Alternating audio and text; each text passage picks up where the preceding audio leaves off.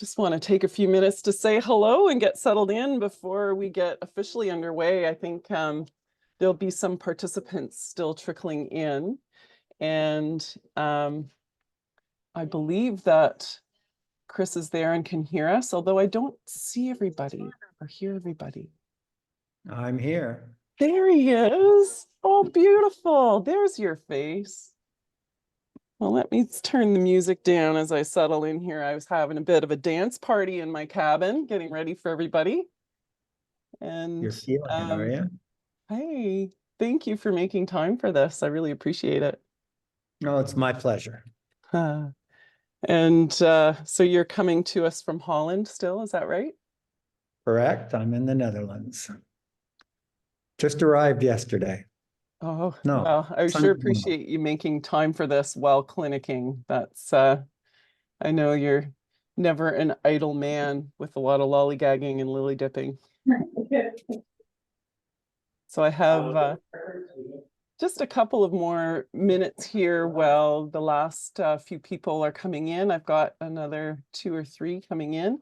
Coming in now is my other mother, Peggy Hambley, who my parents have known, we've known for generations. And I come from generations of horsecraft that include extended families like Peggy. Peggy, I'm so glad that you could make it today. And it's largely due to Peggy that Chris and I connected because she had the down low about him moving across the country and needing a place to stay. So as Chris moves back home, he's going to stay at our farm. And I asked for a bit of his time to do this interview, and he obliged. So that's wonderful. Oh, I've got someone else to let in. We'll get started shortly. Hello, Tricia. Good morning, Chris.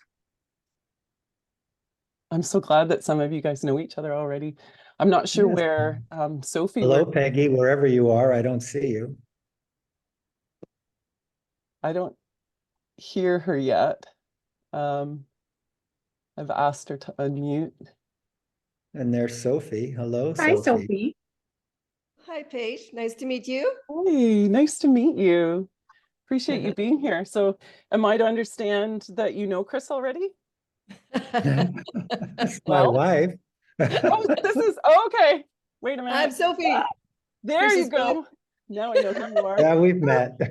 I'm too. Oh, Color me embarrassed. You might hear me now. all good. Hi, Peggy. Hi. Nice to meet your wife. Yeah. So good Nice to to meet you, Peggy, too. Oh, we've got some more in the, just admitting some more in the waiting room, and then we'll give about another minute before we get officially underway. No hurry. Sorry about my dogs. This Yeah, what they it is. joined In in a as bit, well. we'll mute everybody when we get started, when Chris and I get into it, and I'll let everybody know what to expect shortly. And just a couple more. Admit. Just sorry, you're looking at me gazing into the screen. Hi. Sorry. Let everybody. Hello, welcome. Thank you for joining us. I think almost everybody is here. We've heard from a few people. If you would like to join in and let us know where you're coming from and whether or not you know Chris, you can jump in. Michelle. I don't know what the hell I'm doing. How are you? Hey, so glad you're here. I'm pretty excited. Me too. I'm so excited. I met Chris years ago at Foothills, many years ago. And then I've been doing your program there. I'm in module 7 tonight. So yeah, this is all a good journey. I'm really enjoying it. It's bringing me back to where I need to be. Thank you. Oh, I'm so happy to hear that. Thank you for joining. Hello, Rochelle. Hi, how are you? I'm well. Thanks for joining us. Good. Thank you. Yeah. Well, actually, we played our first game on Thursday. So I am, oh, we've got someone else coming in. At this point, I'm going to get down to business and let people know what to expect.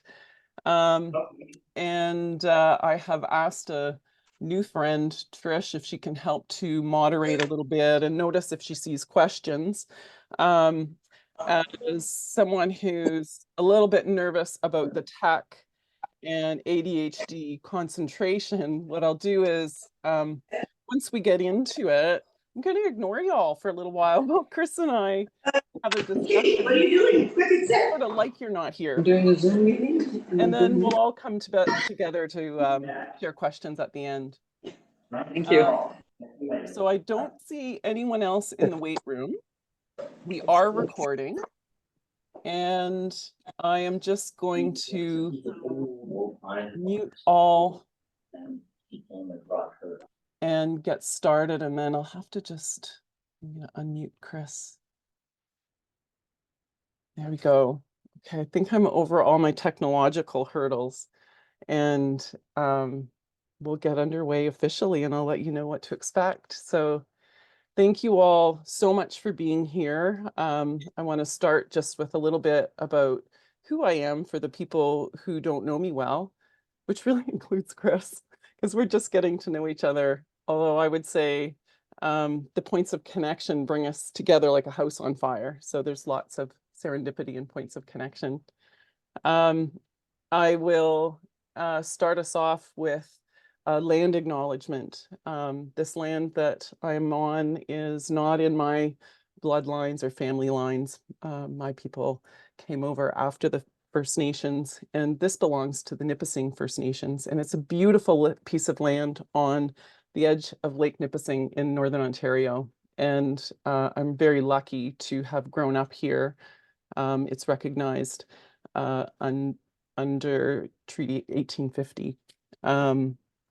And so before I get started, I want to acknowledge that I'm a little bit nervous and share a bit of something that will help to bring us all into line for a place where we can share authentically and prevent me from masking up and really connecting with Chris and his wisdom.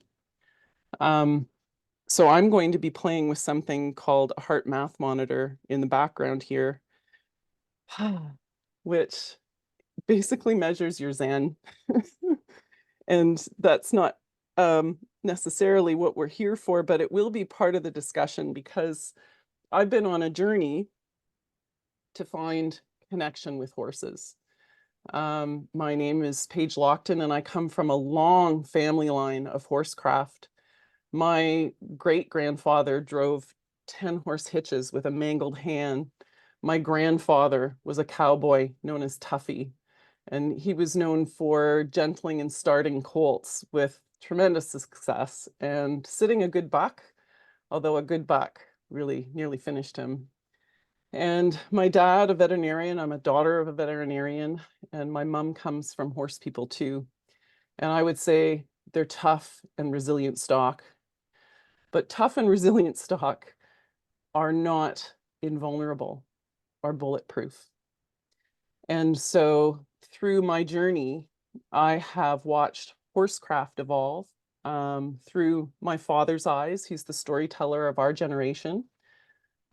Through our use of best practices, which are being challenged and evolving, and through a seeming loss of an ability. So I look at the magic of horsecraft. You know, what is it when people really connect with a horse, no matter how they do it? So as the daughter of a veterinarian, there's no preconceived notion about a right way and a wrong way. There's just a feel-good way for you and your horse. So across the disciplines, what does it take to make magic? Why am I so fascinated by it? Because I seemed to have it, and I was sent hot horses and difficult horses to work with. And then I lost it, and I lost it in a really public way in front of my new peers, psychologists at a special training seminar with Linda Kahanoff and Dr. Rebecca Bailey, where they expected miracles from me. And this goes down my sort of story. because I was the Olympic rider, that's how they referred to me, and the superstar. Oh, you're going to be a superstar. Can't wait to see you work with the horses in freedom in front of a bunch of people in a situation that wasn't curated well near the end of the day, with husbands leaning over the fence watching and a horse pacing at the fence. And I was meant to have a moment of connection with this animal that just paced, and it wanted nothing more than to leave the round pen. It didn't want me anywhere near it. We both turned in the same direction briefly and came to a stop at the same time briefly. And I said, there's a good moment of join up to end on. I bullshitted or bullshat my way through the delivery of, you know, as we took it up later, what do you think happened in there? Oh, I think we joined up and I blah, blah, blah. And Dr. Bailey sent it to one of my peers. What did you see? And Ruth, a doctor or a psychologist, said, well, that was not what I saw. And Dr. Bailey said, with compassion and curiosity, what happened to you? And essentially, the answer was that learning wasn't safe. And my expectations always exceeded my ability to deliver, being that I'm 6'1" and I've been this tall since I was 15. And the situations I was in made me tend towards perfectionism and believe it achievable. That's the deadly one, when you almost consistent enough to believe it. And I had what seemed to be a young, amazing early trajectory in sport, but here I was late in life, post marriage breakdown, with a lump growing in my breast, waiting for a diagnosis and telling everyone around me that I was fine. I was like that character from Monty Python. Everything's okay, I'm fine. And the horses told everyone quite clearly that I wasn't. So my nervous system was on fire. Part of the training while we were there was to hook our nervous systems up to this great little system, this heart math monitor, which can show you whether you're in the green or in the red. And I had some epiphanies when I was there. And those epiphanies were, okay, what's standing between us and making magic has a lot to do with not wearing masks and being present and being grounded, because we can't ground a flight animal who's so super sensitive to these things if our nervous systems are in array, or if we're pretending to be something that we're not. They call BS and they don't trust us. So I was also introduced to the idea that we could control this, that through exercises and intentionality and science, we could switch from in the red to in the green. What? We don't have to be victims of, well, I always feel this way. I always sentences that maybe end in things about anxiety. So I learned that it was under our control and that it was the keys to the kingdom when it came to working magic with horses. And so it's become my mission to spread it. It was kind of mocked by my old-fashioned dad and family, who are all cowboys. But I'm finding people like Chris who are way ahead of me on the curve of equating what it takes to connect with a horse. So I'll introduce a little bit of my knowledge about Chris, and then I'm going to ask for his story shortly and stop talking. And so Chris has been doing this sort of thing 20 or 30 years longer than I have, moving away from the sport model into the problem-solving model. And he understood clearly that the problems were not the horses, the problems were the humans. And then when he solved the human problem, the two things just came together. And so he has 2 books out about, one, Horses Don't Lie, and the other one, Dancing with Your Dark Horse, about what it takes to connect with a flight animal and how we can use this knowledge to help other people. So he is farther along the learning curve. And when I reached out to him, I propositioned it this way, said, Chris, if we walked out the door and both of us ascended, I didn't say this out loud, but this is what I was thinking. If both of us ascended after this interview, and it was the last thing we ever shared with the earth, what would you most want to share? and he blew my mind because it's right in the middle of what I'm sitting in. So I have been exploring what is required to be resilient because I've had to buckle in. I have had a rodeo of a life. And I thank my stars for that now because I've had to use all kinds of skills that, my people were too, like, that's namby-pamby stuff, but I've come into them largely because of the science and being mentored by some extraordinary people about what it takes to be resilient. But there's still this level of, and this is a Chris Irwin quote, circling the round pen. So in spite of applying these methods that we know, we're still kind of circling that round pen metaphorically with our nervous systems on alert. Given what we see on the news and what we're often exposed to in normal daily life. And he promises to help go beyond this and help us find primal resilience and to be comfortable with the vulnerability of not knowing. How can we know? So after a really long, a long introduction, I'm finally going to hand the floor over to Chris and say thank you and wonder if you can start a little bit with your journey in this direction and what you would like to share about what brought you here, Chris, to helping the humans this way. Well, thank you, Paige. That was a lovely introduction. And thank you for sharing so much already. I guess first to address, you asked, how did I come to this, to be doing this type of work? I can tie a lot of things together. By the time I was in my late 30s as a horseman, I'm a Canadian, but I was living in the United States, down in Nevada. And what I had been doing for 15, almost 20 years at that point was starting young horses and problem solving with difficult horses. Thousands of first rides. And at the time, back then in the horse world, to make a career out of it, and you know this, you come from this, you've already alluded to this a little bit. Back then, the path to make it as a professional in the horse world was to compete. And the idea is if you win at a high enough level, consistently enough, that's how you prove your competency and your credibility in order for people to want to work with you.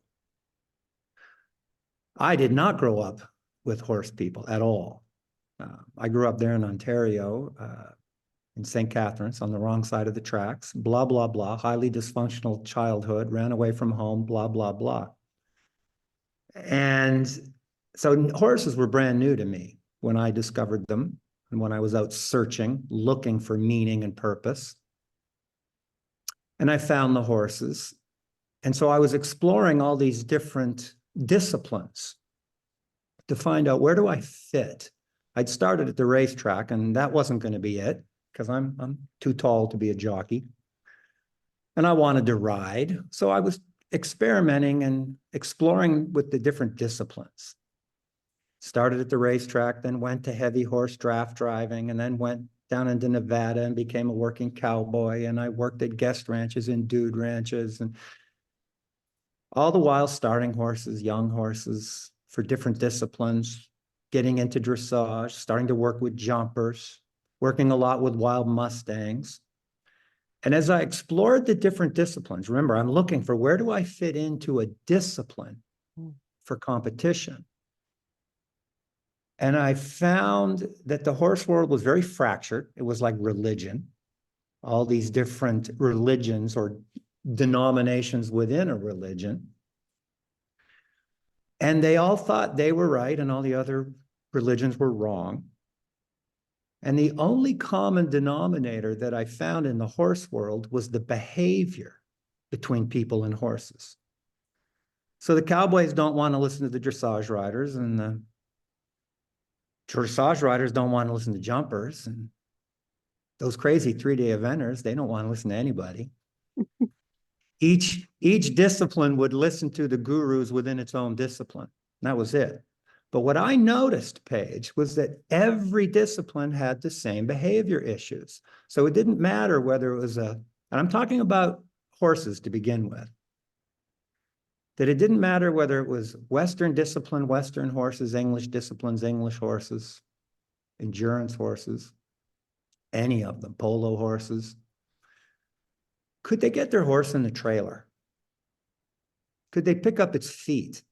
Did their horse bite, buck, run away? Did they have behavior problems? Would it stand still for mounting? And that was the only common denominator. And I became fascinated with that. And so I decided to focus on behavior, the behavior of horses, not a specific discipline. And as I focused on behavior and the years were going by, and I am training horses for people who are competing, and they are winning in a variety of different disciplines. And difficult horses were turning out to be the best horses. Like the more difficult the horse, the higher level of champion it could become. And ultimately what it came down to was helping difficult horses was undoing trauma done to them by people, by well-meaning people who didn't know what they didn't know. And so the only way I could really help these horses over the years, people would say, I'd like you to help me with your horse. And it's such a cliche statement. Well, you have to help the horse by helping the person. Now, here's the model that happens with every new student and every new horse. And it's such a cliche statement, Paige, but people don't know what we don't know. Mm-hmm. And what people don't know is their own role in contributing to, causing, or continuing to contribute to, or exacerbating the very problems they want to fix. Now, this is all talk. This is all theory right now. We're not working with a horse, but it's a form of, shall we say, unconscious self-sabotage. Mm-hmm. And so I started to see early on that the only way I could really help horses was through the people. So now as you're working through the people, you're taking on the human condition. The horse world is just a microcosm for the human condition. I can't help someone help their horse unless I can coach them on dealing with their anxiety, dealing with their frustration, dealing with their fears, dealing with their wounded inner child, dealing with their expectations, their frustrations. And ultimately, where that all begins is coaching people in the mindfulness of what they're doing. So now I have to give you an analogy. And many of the people listening to this have heard these analogies before, but I got to go there. Well-meaning people, the road to hell is paved with good intentions. And as an analogy, what's happening with horses and people is when you watch a child loving a kitten and the kitten's not loving the loving. Now, this is about to start getting very real for the psycho-spiritual people who are working with animals. And that is, the intention of love is honorable. The child loving the kitten genuinely wants to love the kitten, but the child is unaware that how they're loving the kitten is not appreciated by the kitten. And that's a very real model.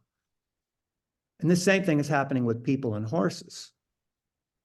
So when I coach people with horses, even Olympians don't know what they don't know about how what they're doing is truly affecting the horse. Mm-hmm. How what they're doing, not what they're doing, how they're doing it, how they're lunging, how they're long lining, how they're riding, how they're picking up feet, how they're putting the bridle on, how they're petting a horse, all of it, how. Just like the child the child intention to love the kitten, the child literally does not realize that the body language coming out of the child is offensive to the kitten. Mm. The child thinks the kitten is the problem. And the child gets scratched or bitten by the child and drops it and says, bad kitty. Now we look at that and we know that that is a child who loves a kitten and is naive and innocent and doesn't know what they don't know about their behavior. Yeah. So they just need to adapt their behavior to get what they want. Now, fast forward, making a big leap ahead, whether I'm working with horse people in personal development, or first responders who have no experience with horses, or combat veterans, or psychologists, psychiatrists who have no experience with horses. We do a little work, very basic groundwork with horses, and they're getting a crash course in becoming more self-aware of their body and what they're doing with it. Now, so far this is about horses, but it's about to become about us, okay? And beyond just the fact that we're not aware of how we're responding to animals and causing the very problems we don't want to, that we want to help. And so whether it's a stressed out cop or talking with you, let's say you and I just went out and did a little work with a horse. Then we go back in and I would say to the person, is it fair to say that at the beginning of the session, you weren't as aware of your body language as you were at the end of the session? And they'd say yes. Is it fair to say that you saw a big shift in the horse's behavior with you? That it didn't respect you, it didn't trust you, it didn't really authentically give itself to you. And then you made changes. You became more aware of what you were doing with it, and it shifted to become who you wanted it to be. And they all say, yes, that is what happens. So then the big question becomes, well, what are the chances that's only happening with horses? What are the chances that's only happening with the child and the kitten? What's happening with the child and the kitten and what's happening with people and horses is what we're doing to each other. And it's what we do to ourselves. So it's an analogy. It's not a metaphor as much as it is a direct, transferable analogy that managing ourselves, managing our own vulnerability is very similar. What we need from ourselves to manage our vulnerability is what horses need from us to manage their vulnerability. What prey animals need from us to manage their vulnerability. And that's completely different than what dogs need from us. The dog as a predator is innately more confident than a horse is. So the model, and then we take it a step further. So many people, and we'll bring this back to you and start getting into specifics shortly. I'm just kind of setting the stage for what this even is. Perfect. So the model is you have a horse inside of you. It's your vulnerability. We all do. I'm not the first person to talk about this. This precedent's been around for a long time. Sigmund Freud, the founding father of psychology, said the closest thing he could come up with to describe what he felt was the relationship between the conscious mind and the unconscious mind is a relationship between a person and a horse. Now, whether I've worked with someone teaching what I teach or not, you and I have never worked together with horses, but I know for a fact that you would agree with the fact that when you're with a horse, sometimes you are leading the dance and it's beautiful and the horse is doing what you want. Sometimes the horse takes over and you're no longer leading the dance. That same thing, that back and forth between I feel I am confident and in charge of my life and it's going the way I want it to go, and the very next moment, it's not. So to manage ourselves, I say manage, to lead, to live with, to get to know better, to be able to peacefully coexist in my own mind with myself. The model that I work with is that we are just like the horses. We are vulnerable creatures. And what specifically is it that horses need? And from there, I would say this, in the horse world, the model that so many people have looked at, and I'll get really specific, since the Monty Roberts phenomenon 20 years ago. To this day, we have these colt starting competitions. Let's see who can get the most done on a colt in 2 or 3 days in front of an audience, blah, blah, blah. And I've been there and done that myself many times, thousands of times, but that's not the model, not really. There are millions of horses in the world being ridden and they all went through a first ride, some better than others. So you could just say there's billions of people on this planet. We were all born. Every one of us came out of our mother's womb. It isn't about what does it take to put a first ride on a horse. It's what does it really take to gain the respect and trust and willingness out of a traumatized horse.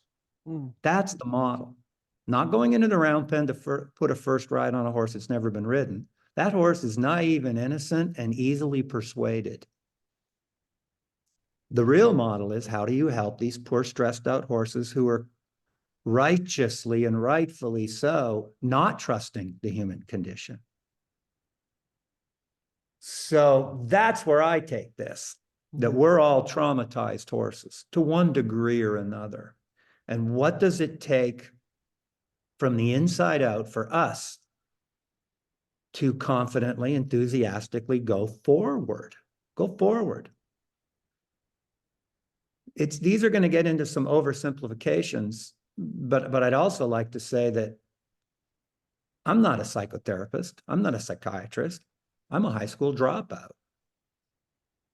I left high school because of trauma. I am a dropout. I'm a runaway dropout because of the amount of trauma that I experienced as a child. But what I have is decades of working through my own trauma in an industry, my own childhood trauma, in an industry where the next trauma is just around the corner. There've been so many. And so a lifetime of working through trauma and having the joy and the enthusiasm to keep going. What does that take? And what does it take to bring back a horse who is that jaded with the human condition? They know, the horses, I digressed. A moment I was going to say, I'm going to keep this as, what I'm getting at is I want to keep this about what it takes to help horses. And what it takes to help horses is what it takes to help ourselves. To go on this journey. And basically, when horses are stressed, when they're triggered into stress, they're triggered into one of three responses. And these are cliche statements that we've all heard: fight, flight, or shutting down. Freeze, shutting down. Now, take that to us in the modern day world we're living in. And at any given moment, to be self-aware that we have just been triggered into one of those three. What does modern day fight, flight, or shutting down look like?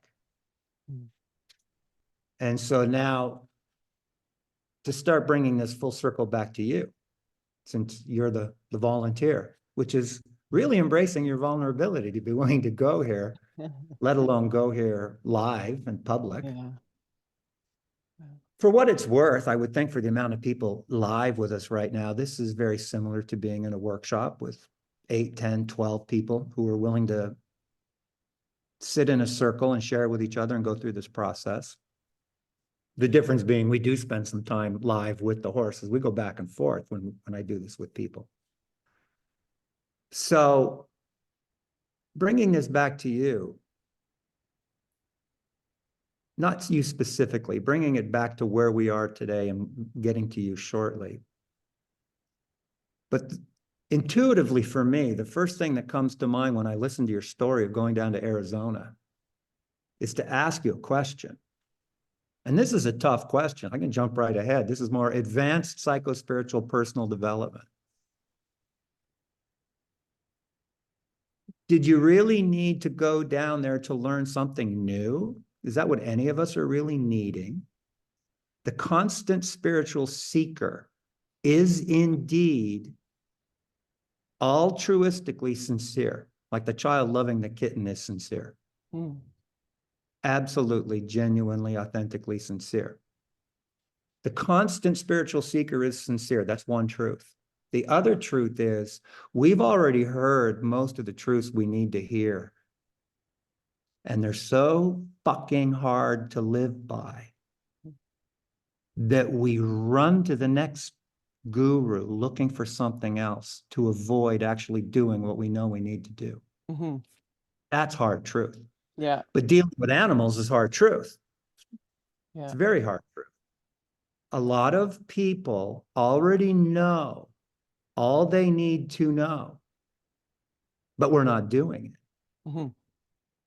So if we stay on in the horse industry, in the horse world, and working with horses and working in nature, working with horses is the medium of working with natural laws in nature. Anyone working with horses in the horse world knows there's plenty of people who understand theory, but can't, won't, don't put it into meaningful practice. So that's full circle now back to when you asked if it was the last night on the world. What would I want? And the question would be, well, what does it take to get real about this? Yeah. Because getting real is shifting out of theory and into practice. Lots of people at clinics sit there with their arms folded and they know theoretically lots about biodynamics, biomechanics. They know how a horse should be moving with its body, but are still in denial of the fact that they and their body aren't able to facilitate the ideal that they know of. So what does it take for us to walk our own talk? Yeah. That's I a can hard tell you a bit question. about that. I can tell you a bit about it because I'm right in the middle of it. Yeah. So Good, because it was time to come back to you. So yeah. what are What you does it running from? take? Well, it takes a willingness to be vulnerable for sure. If you ask the question of if we went back in time to 4 years ago when I went to that training, did I need to go from the training because a spiritual seeker is always seeking? But I would say at that time, yes, I did. I wasn't a spiritual seeker. I was heavily influenced by evangelical atheists who scoffed at any of these theories, and I hadn't yet been open to a bunch of things. And my conditioning is how to create the perfect mask-wearing people pleaser. And that's behind much of my success is my ability to laugh and deflect, because most of my life, I couldn't fly under the radar at 6'1", since I was about 15, and loud. I just could never fly under the radar. So what happened at that clinic was that I learned that the mask wearing was actually connected to something scientifically measurable, and that it was detectable by the horses, and that they would remain inaccessible to me, as would human relationships, as long as I wore that mask and I didn't practice connecting and finding a felt sense of safety in my body using some of those heart math tools. So I had never meditated successfully, and really grounded myself like that and trained my nervous system. It was in a state of high alarm for probably 17 years or more. We don't need to know why, but everybody's got their story. But that's what led to that moment. So since then, if you said now, Paige, do you really need to go to another guru to step up to the plate? I'd say, I mean, you caught me. No. I know all the theory now. I dove into the science behind it, because then I could bring it to the doubters of the woo, and say, this is why it's important to change how I'm training and handling my equine assisted horses. This is why that method, now that you know it, if you know these things about the nervous system, one thing they taught us was what shutdown looks like, what methods get it there, and that a lot of the methods we use and call natural horsemanship, and that we were taught at an EAL certification symposium to use, shut a horse's nervous system down. It drove them beyond an area where they knew they couldn't escape. So they were small enough horses not to break their own necks when tied to something unbreakable, and terrorized until they quit, without touching them, until they quit struggling.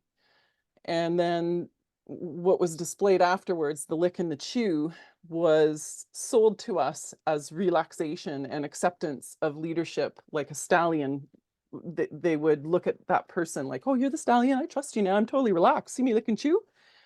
And I dissociated during all of it. I was looked to as someone with a voice for reaction to it. And I didn't know enough at the time to step up to the plate and defend the gut feeling I had that we shouldn't be using these methods to produce horses that are quiet enough to let autistic kids swing from their tails. Maybe we should teach the autistic kids to self-regulate, and guess what? It's possible. Yeah. And Great. so part of my mission when I went down then to that clinic and I had these aha moments, one of them was to understand quite clearly which methods put a horse in shutdown and when to choose them and when we could maybe do something else, and to communicate that to people. And so now I'm kind of standing on the edge of gathering what I've learned down my rabbit holes. And as people are saying, are you ever going to teach riding lessons again? Having left the industry because I couldn't make, and this is so important, you touched on this earlier, you touched on the fact that it was people with inadvertent, unfulfillable expectations from their horses. They didn't know what they didn't know. They were choosing methods because, God, Google the word horse trainer, right? And methods, like, oh, there's so many methods. And I was supposed to, as a horse trainer, dumb down the horses to tolerate what I would air quotes call muggles of the world, the non-magical horse people, the lovely adult amateurs that are coming after work all stressed out for their riding lesson. I was supposed to dumb down the horses to make it work, and I just stepped out of it. So it allowed me, that clinic down there allowed me to come back and go, you know what, if I could go back in time and those people would give me enough of their time, I could A, teach them how horses think and why, they get it. B, enough about nervous systems that they could get it. And then I could communicate what sort of the magic is, and they could take that to any coach. They don't need me to tell them how to post the trot or keep their heels down or look up over a jump if they don't have these things. So that's kind of my journey. My dad and I have put together this course, and I'm getting used to putting it out in the world and having people view it and then come back to me with questions and feedback. And I'm starting to do clinics about how to do the things I found hard, like, like not wear a mask and regulate my nervous system so that I can connect with the horses again, because that was lost to me. I was like, that's all that identified me before. And first I lost my ability to connect in timing and instincts and make magic with them. And then physically, I lost the ability to balance on their backs and be supple and absorb a horse's movement and self-expression through their bodies because I went through chemotherapy. So what I didn't used to understand before, I'd be like, you just put your leg there and you stay balanced over it. You just hold your core here. Oh, now I know why my favorite clients struggled so hard without certain flexibility and core things. So I'm exploring how all of this comes together, and the understanding of how our nervous systems play into flight patterns in our body. And now it's time to go out the door and prove the pudding and sit on horses and do it. Good for you. Yeah. When we go into this like this, and you take what you're saying about the horses and you start applying it to yourself, I asked for this more as the theme when you asked what would I talk about, because I often ask my students, what is it that we're asking of horses? And I ask all of them this at some point or another. What is it that we're asking of horses? And what comes back are respect, trust, willingness, follow our lead, leadership, control. And yeah, those are true. But in a sense, those are all leadership means to an end. What are we asking of the horse? And very often when I get here, they kind of look at me deer in the headlights like, what? In a lifetime of working with difficult horses, it's become this clear to me. What we're asking of the horses is to embrace their vulnerability of the unknown. When you put a horse into a trailer, you know where you're taking it. They don't. Wow. When you go walk a cross-country course before you ride it, you know the course. They don't. So the actual model, the ultimate model of what we're doing with horses, it can be dumbed down to a real cliche leadership concepts. But ultimately, spiritually, what you're asking of the horse is to allow you to lead its vulnerability into the unknown. Mm. And so the next statement then, and these become cliches, okay, we all know this, finish this statement. True leaders lead by Example. example. So this is the precedent for, okay, and there's a direct correlation here. The more traumatized the horse is, and all these cliches become true, the horse is a mirror, then the more aware you're going to need to be of what it takes to help them. Mm.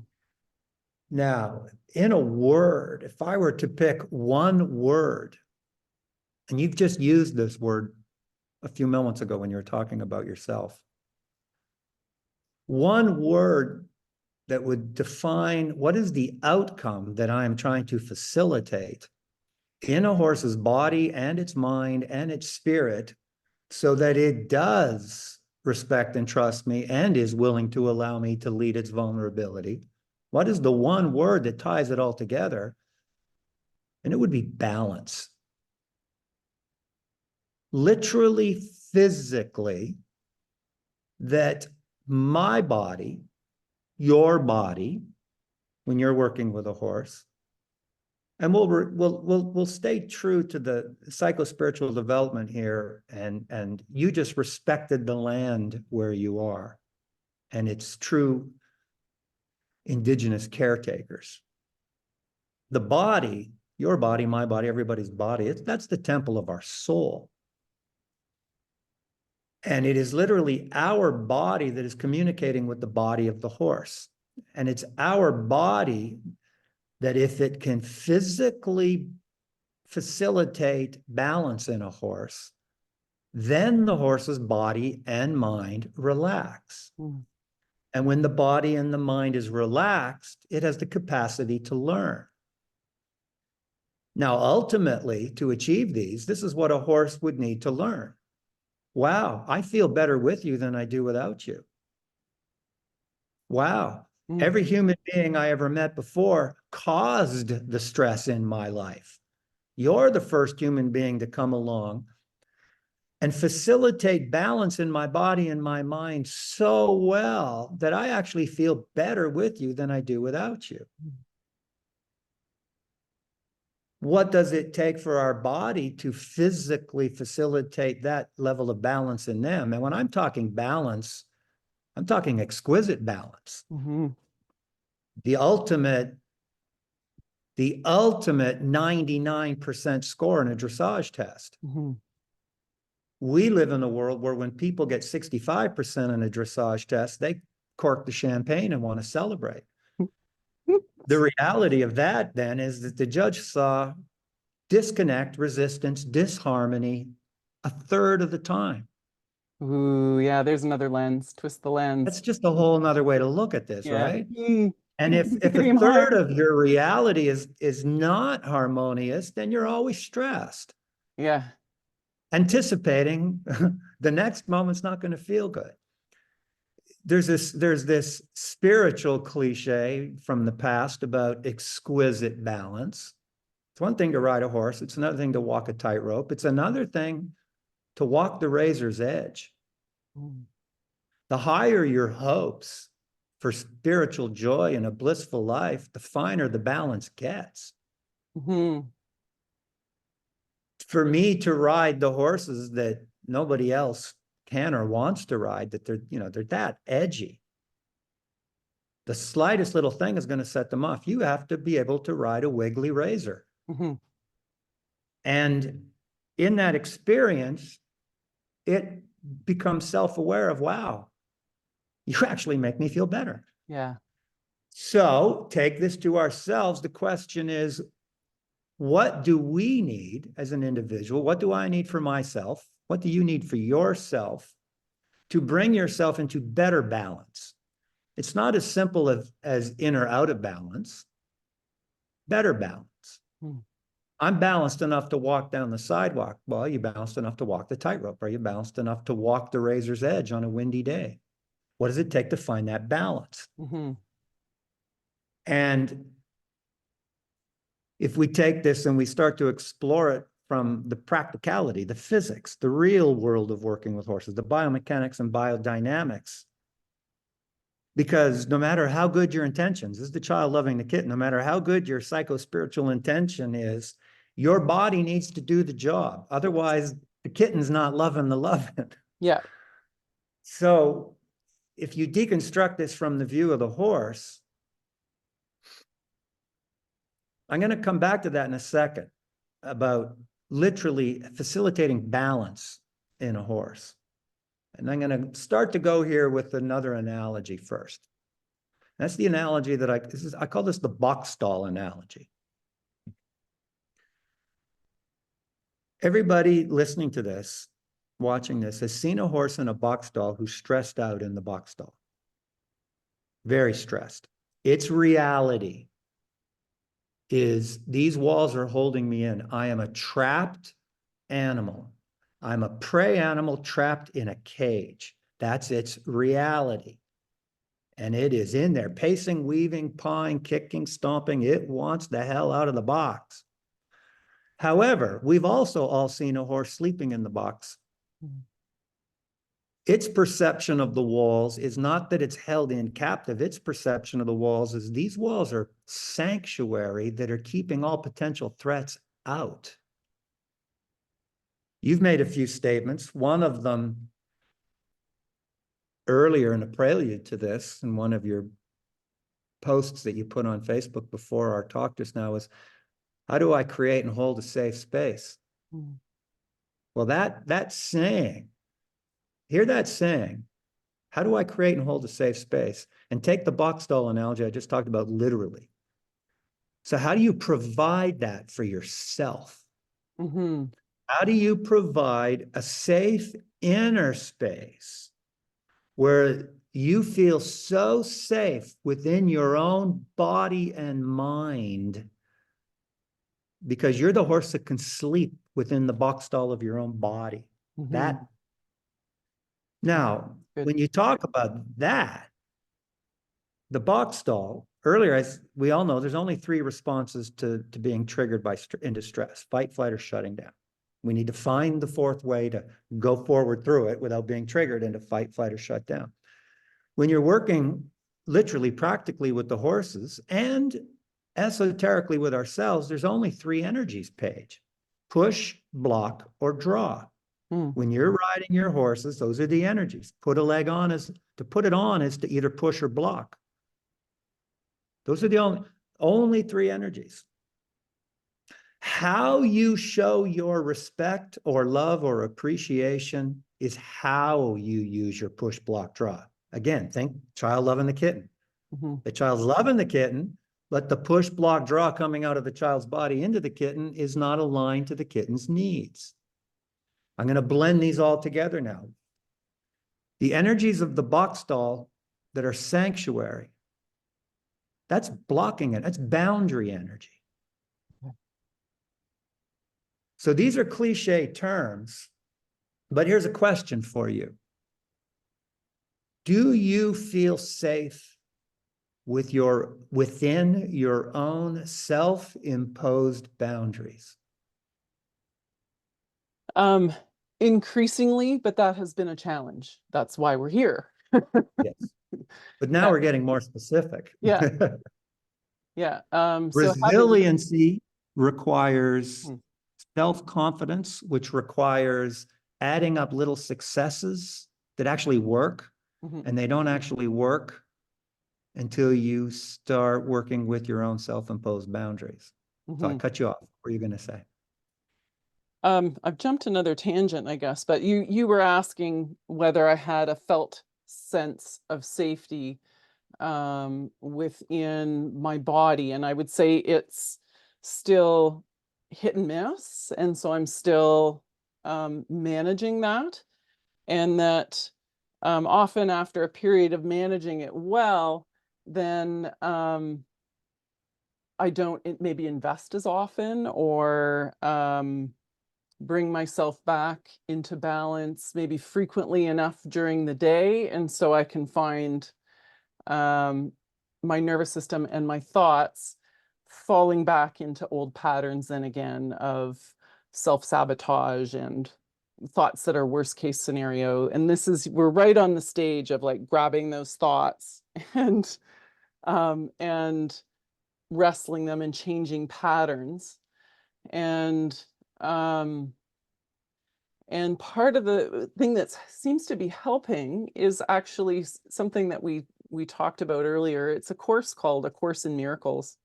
And it requires you to reflect on the daily lessons, usually 5 or 6 times a day, somewhere between 4 and 6 times a day. You've got to stop yourself and go over that idea and let it trickle through your body. And when I first started, I was like, oh, okay, I got the thought. And then at the end of the day, or maybe even the next morning, I'd be like, oh yeah, I never paused to think about that. I got too busy. I fell into workaholism and anxiety about deadlines I'm not meeting and people pleasing. And here we are again. So my strategy for cycle breaking a nervous system that, given its druthers, particularly while I'm writing and kind of doing some stationary things, because I do better in movement. My early life was all moving through my body and being present. To help me while I'm maybe overthinking and writing, and in my cabin here, I'm introducing alongside those breaks to study the Course in Miracles material, with some timers to remind me, and I'll bring my nervous system into balance. So I do it from a grounded state, and I can feel my nervous system shift, ground. And the more often I have little 5-minute resets, the better, as opposed to embracing a model of, meditating at the beginning of the day and the end of the day. Well, in between can kind of run a little bit wild. So my strategies are to handle this period of my life when I'm largely stationary with these sort of things, but to manage my life by working to my strengths more and design a life where I get to be present more, because I'm spending more time with horses and humans, is my goal. And then yeah, that's where we're sitting. We're right in the middle of all that sort of change, and getting rid of programming that I grew up with, and finding the garbage thinking. And it coincides with this, because typically if I have this monitor on, it'll tell me when my nervous system is in a nice state of alignment, the kind where you're in the zone, the place you want to ride from or sing from or pray from, or if you're in a dysregulated state. And I can anecdotally, when it makes a sound and lets me know, pong, I'm in the red, go, where were my thoughts? They were on the worst case scenario. Got this new idea. It's amazing. I'm going to pursue it. What about? And it's those sort of self-sabotaging circles that I'm at the point of ending now, and why we're here. May I respond? Absolutely. Floor is yours. Thank you for listening. Oh, no, thank you. We both will go on. As I respond to you, I had no idea when we started this, where this is going to go. I didn't know where you were going to bring us. With your, it's all good.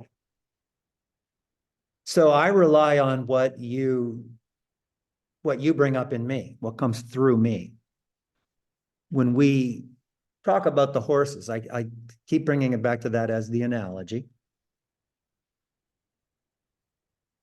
As a horse person, you know the difference between a horse truly coming through from behind, nice and relaxed, engaged in the hindquarters, coming through a supple body back to front, as opposed to braced and stressed and pulling from the front. A hollow backed horse pulling forward with its front legs, as opposed to a relaxed back horse driving forward from its back legs.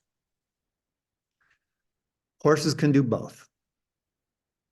Horses can do both, and people can shift in and out, back and forth. One moment, aligned within your own body and mind, you're at peace, you're productive, you're going forward. And then the next minute, you're stressed and you're going sideways.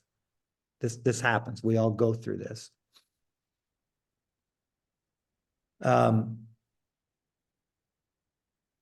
If we talk about horses, and when they shift from being in balance and comfortable to out of balance, and just looking at the creature for what it is, it doesn't even have to have anything to do with us interacting with it. You could be sitting there just watching horses out in the field. And just as they can work from back to front or front to back, the energy, the chi of life in them tends to flow from back to front or front to back. So biomechanically, to get very specific about this, comes down to this. If they're quiet and their nose moves first, so let's say they're eating grass, all blissed out, total endorphin flow. Something in the environment triggers them. Their head comes flying up first, their nose, and it turns away, okay? So I'm going to pull back from the camera a little bit, and I'm going to look to my right in a moment. Two different ways. First is nose first. If you watch my face related to my chest, nose goes, and then the chest goes. So that's a nose first turn. Yeah. This is starting in my core, coming up through my chest, up to my neck, and my face will be last. So this is my body turning, taking my face with it. If we start to think of riding, the balanced horse has its neck and head. It stays in the center of its chest and shoulders, and it's the body moving the head. It's not the head independently moving around like this on its own. Now, the oldest cliche from the horse world page is hold your horse. Hold your horses, hold your horses, hold your horses. And we're living in a world, and I don't think this is new. I think this has always been the case. There's been themes already in the hour we've been talking, and one of them is the difference between theory and practice. It's one thing to understand the concept of a good rider doesn't pull on the face. A good rider can gently hold the face and ride with their seat and legs. But most people don't. Most people are pulling the face. Now, it's just the physics of the temple of the soul, the horse's body as the temple of its soul. When the nose goes first, all the alarm bells go off. So a good rider can facilitate balance in a horse with a connection, with a contact that holds the horse and makes sure the nose is last to go into bends and flexes and turns, not first, last. Now, holding a horse is a form of boundaries. It is. Now, I'm going to keep going forward with the horses for a moment. But when we talk about horses and we talk about balance, we talk about stages in a horse's development. You're talking about stages. When I asked you, and I asked you as a question, I didn't make it as an assumption or statement. The question was, did you need to go to Arizona? Or was it distraction? Was it flight to merely avoid doing what you know you need to do? And you said, no, it was legitimately searching and exploring for new, and you found new, and it was good for you. That's great. So there's stages. We're at different stages. These are the cliches when people talk about young souls and old souls. Where are you at in your development? Where is a horse at in its development? And I believe there's three general stages for a horse's development. First stage is training. Next stage would be schooling. Those words get interchanged all the time, and they're not the same thing. Thoughts and feelings are not the same thing. Training and schooling is not the same thing. Essentially, with training, we're adapting to the needs of the horse in order to earn respect and trust. We adapt to the horse. If we do that, the horse gives itself over to us, and then we can start schooling it. It's learning how to learn. With good schooling, eventually with good schooling, the horse develops self-carriage. Where am I going with this? The horse who has self-carriage does not need the rider to have a contact that holds its neck and head to keep it still. It doesn't need that. It on its own has learned from people, from a good trainer and a good schoolmaster, to hold itself still in the neck and head while it moves its body. So, in any given context, we could ask ourselves, where am I at in this?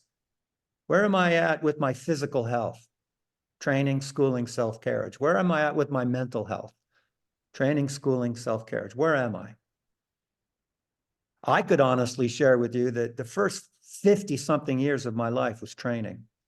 I'm going to be 64 this summer. 50-something years of my life when I'm in training, not knowing what I don't know.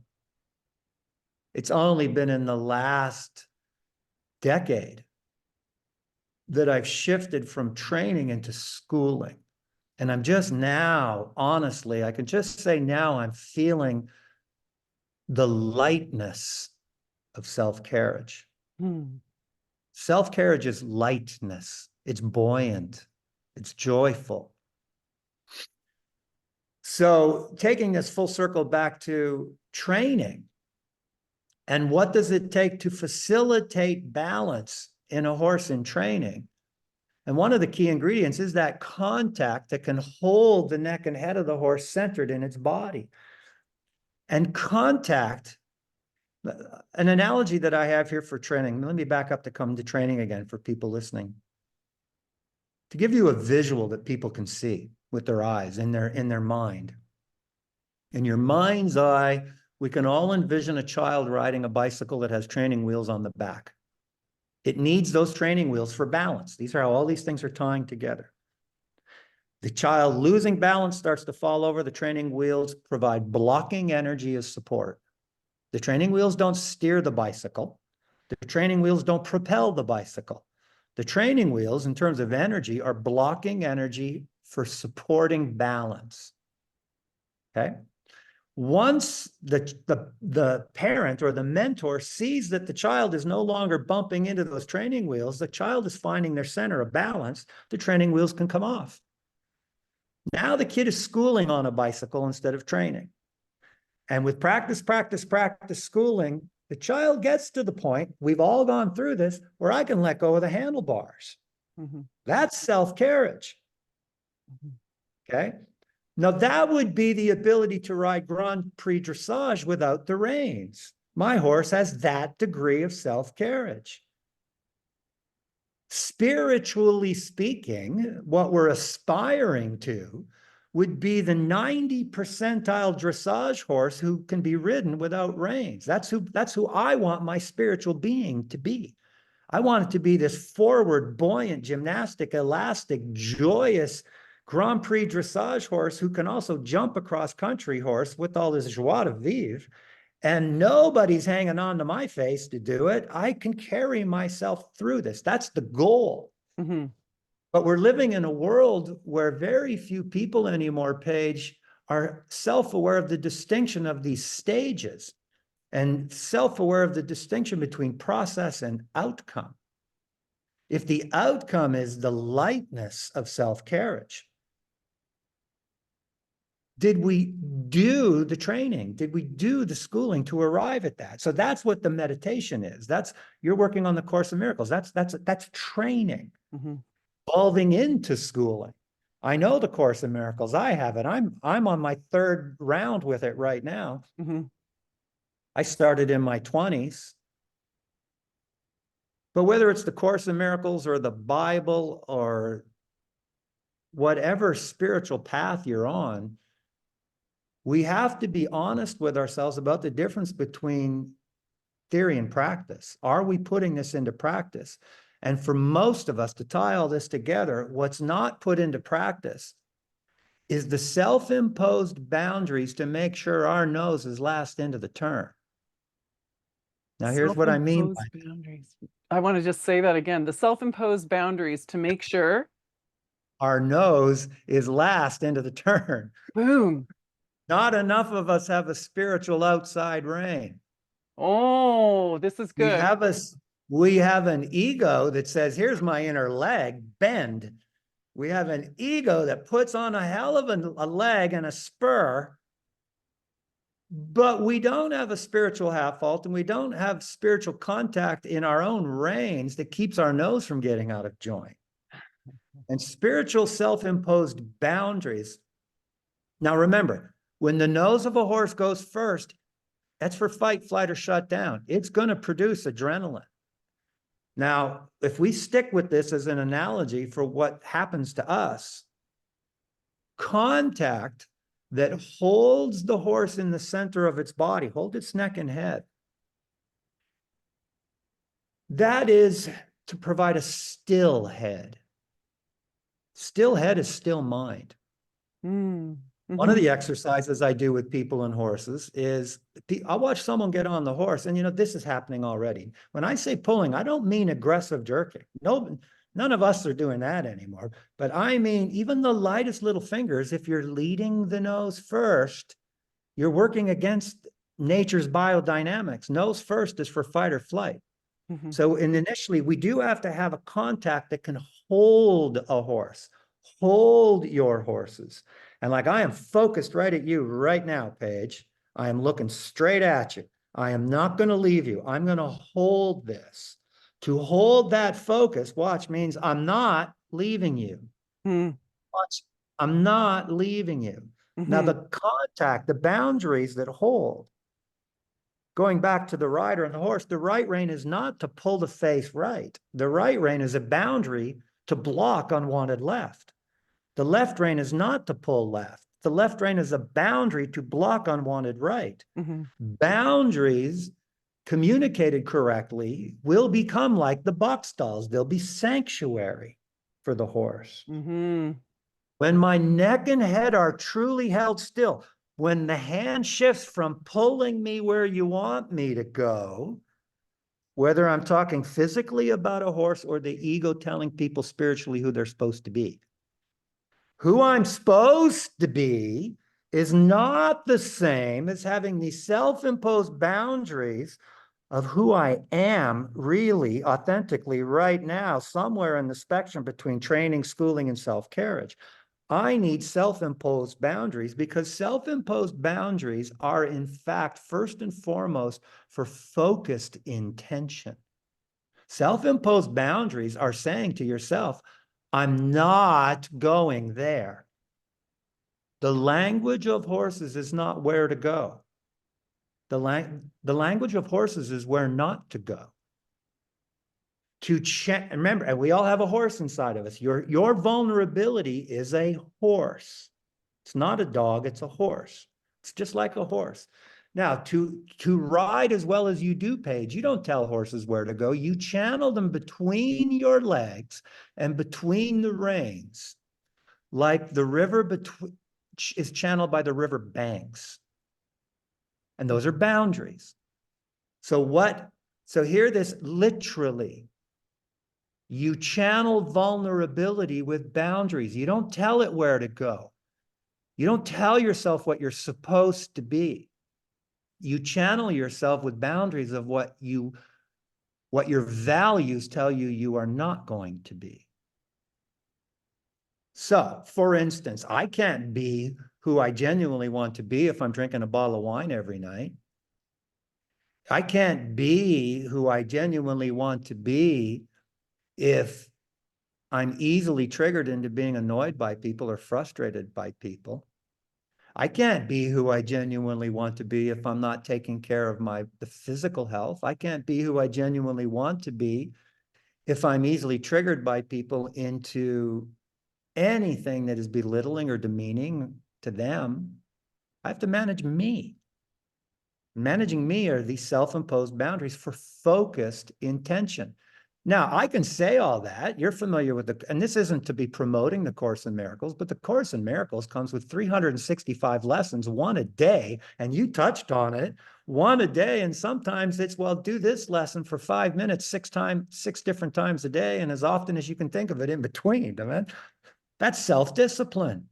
Getting up in the morning and meditating before I do anything else is self-discipline.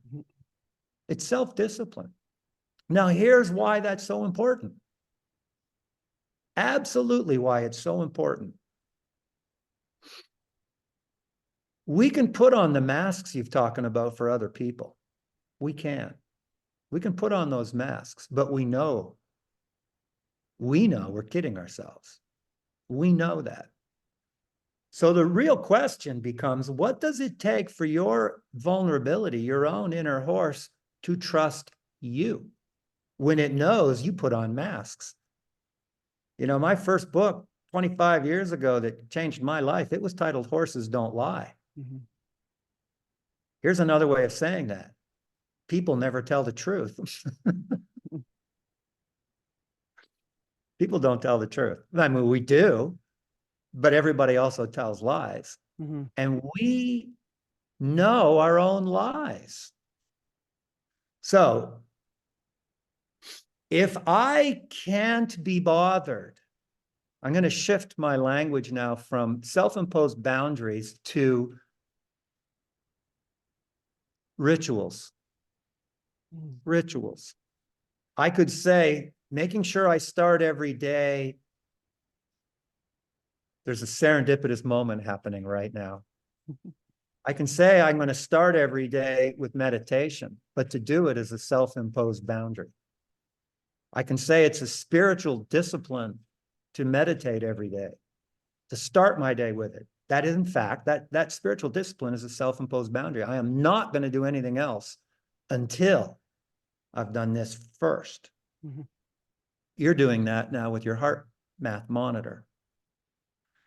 If we do not have rituals that we adhere to, self-imposed, nobody else is pulling on my face telling me where to go at all. It's me holding my face still. The horse analogy, holding my face still. Because if I don't, then I won't trust myself. My own inner dark horse knows. So we all have this inner horse, this dancing with your dark horse. And I'm not the first to talk about this. Freud talked about it. Carl Jung talked about it. Oscar Wilde has talked about it. So many writers and thinkers and philosophers have talked about the horse inside of a human being, the dark horse. And the dark horse is your vulnerability. And it's where it knows all your deepest, darkest secrets that you don't want to dare share with anybody. And the dark horse needs the training, needs the schooling, needs to be healed. It's everything from, you talked about cultural conditioning, you talked about rough stock, old school parents and family with regards to how they were with the horses. All of that's packed into your dark horse. And it all needs to be trained and schooled so that your dark horse becomes a healthy light horse with self-carriage. And it doesn't happen. First steps in self-training, the child's training wheels on those bicycles is we do need some self-imposed ritualistic boundaries that we absolutely adhere to. Otherwise, we don't respect ourselves. Yes. As I said that just now, we don't respect ourselves. Lightning just cracked. Yes. There's a thunder and lightning storm has just come on in the last few moments. It's been raining, but it just shifted to hail. Wow. To hail. You open this, right now it's hailing out there. You open this honoring the First Nations people. The native understanding of hail is it brings visions. Cleansing rains, and hail is for visions. Visions is seeing. Seeing, where don't I go? Where do I go? Resilience. This is supposed to be about resilience. Resilience ultimately is the confidence and willingness to take the next step forward. And to have the confidence and the willingness to take the next step forward, the question is, well, what does that take? And it takes, a saying came through just about a week ago, a new one for me. While I was not looking for it, I was in a very meditative state. I was running, and stream of consciousness was coming through. And here's what I heard. If you can see the next wave coming, that's all the hope you need. The next wave. You don't need, there are no guarantees, but if you can see, and so you're a cross-country rider, you know, you see the next fence coming. Yeah. You're riding the next fence, the one right in front of you. Even just You the see the footing next in wave. between. Yeah. Now, to do that requires, I'm tying all this together now. To do that, to see the next wave coming takes awareness. Awareness. Let's talk about situational awareness.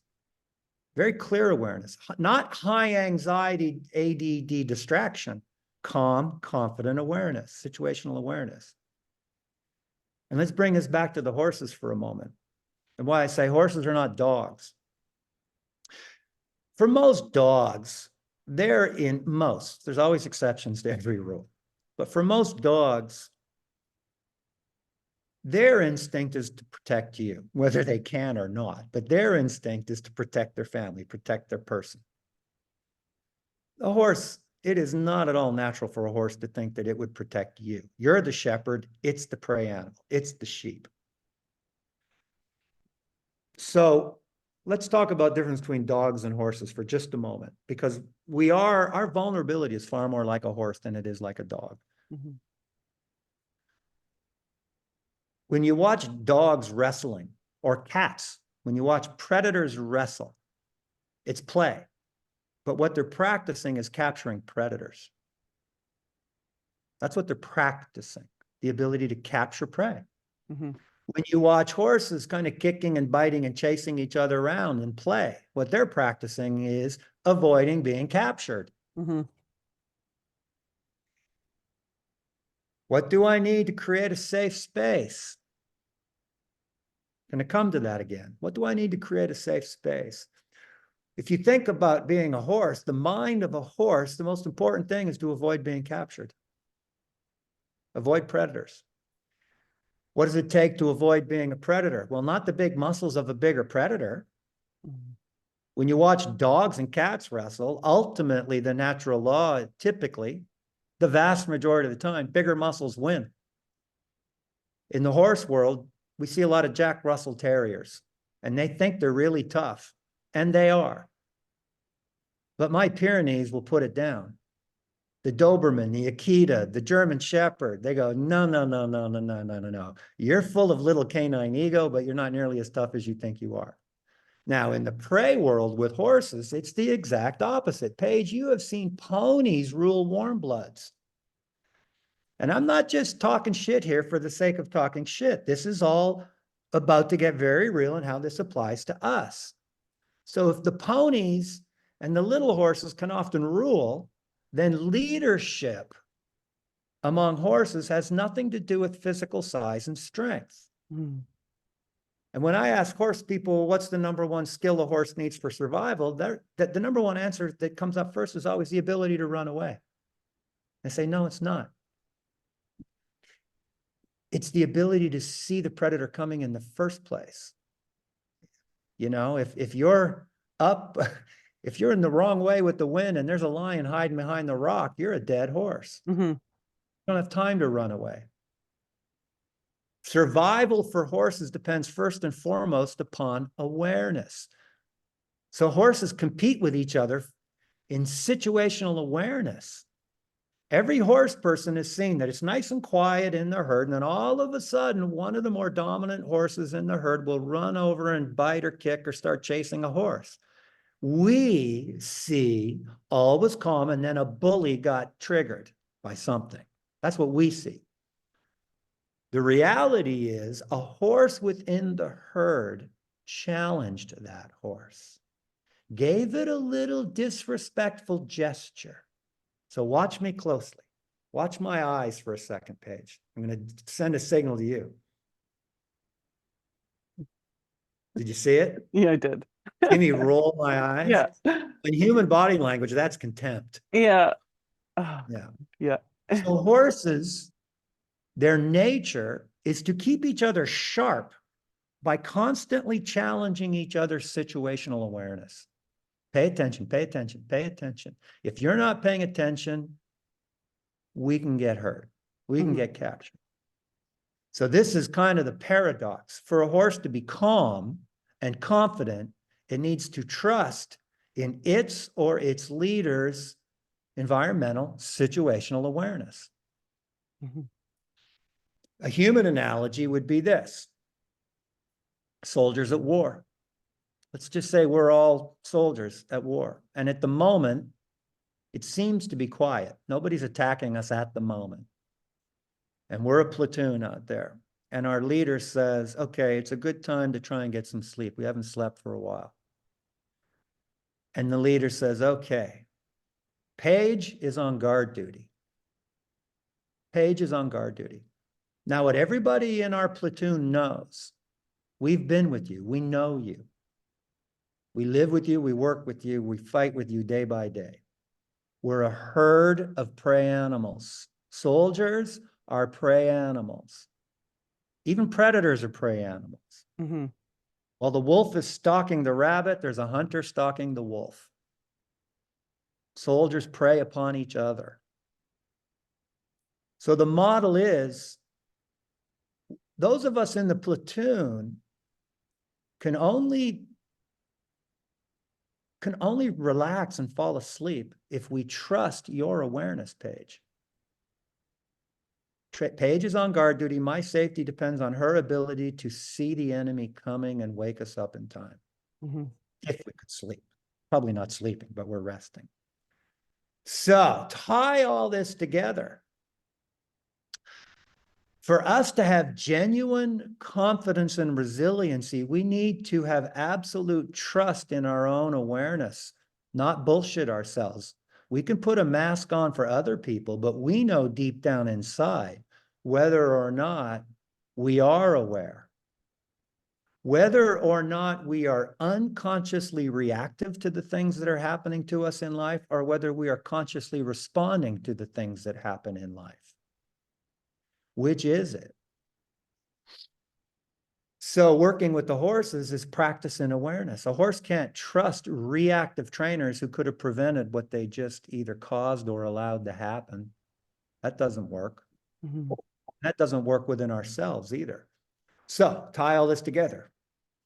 Self-imposed rituals, self-imposed boundaries are in fact to get us calm enough and focused enough and aware enough that we shift out of reactive into proactive as much as possible, that we shift out of unconscious reactions into conscious responses.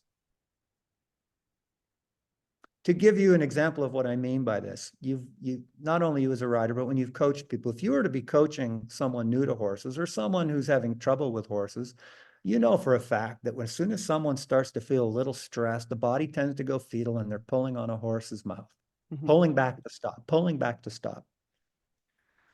Teaching a person how to use their body, not to pull to stop, how to stop with your half halt, how to stop with your body, not pull on your horse's face, is shifting a human being out of unconscious reactivity into conscious responsiveness. The human instinct is so to pull on a horse's face to stop. So when we get triggered and nervous, we're going to pull to stop until we train ourselves not to.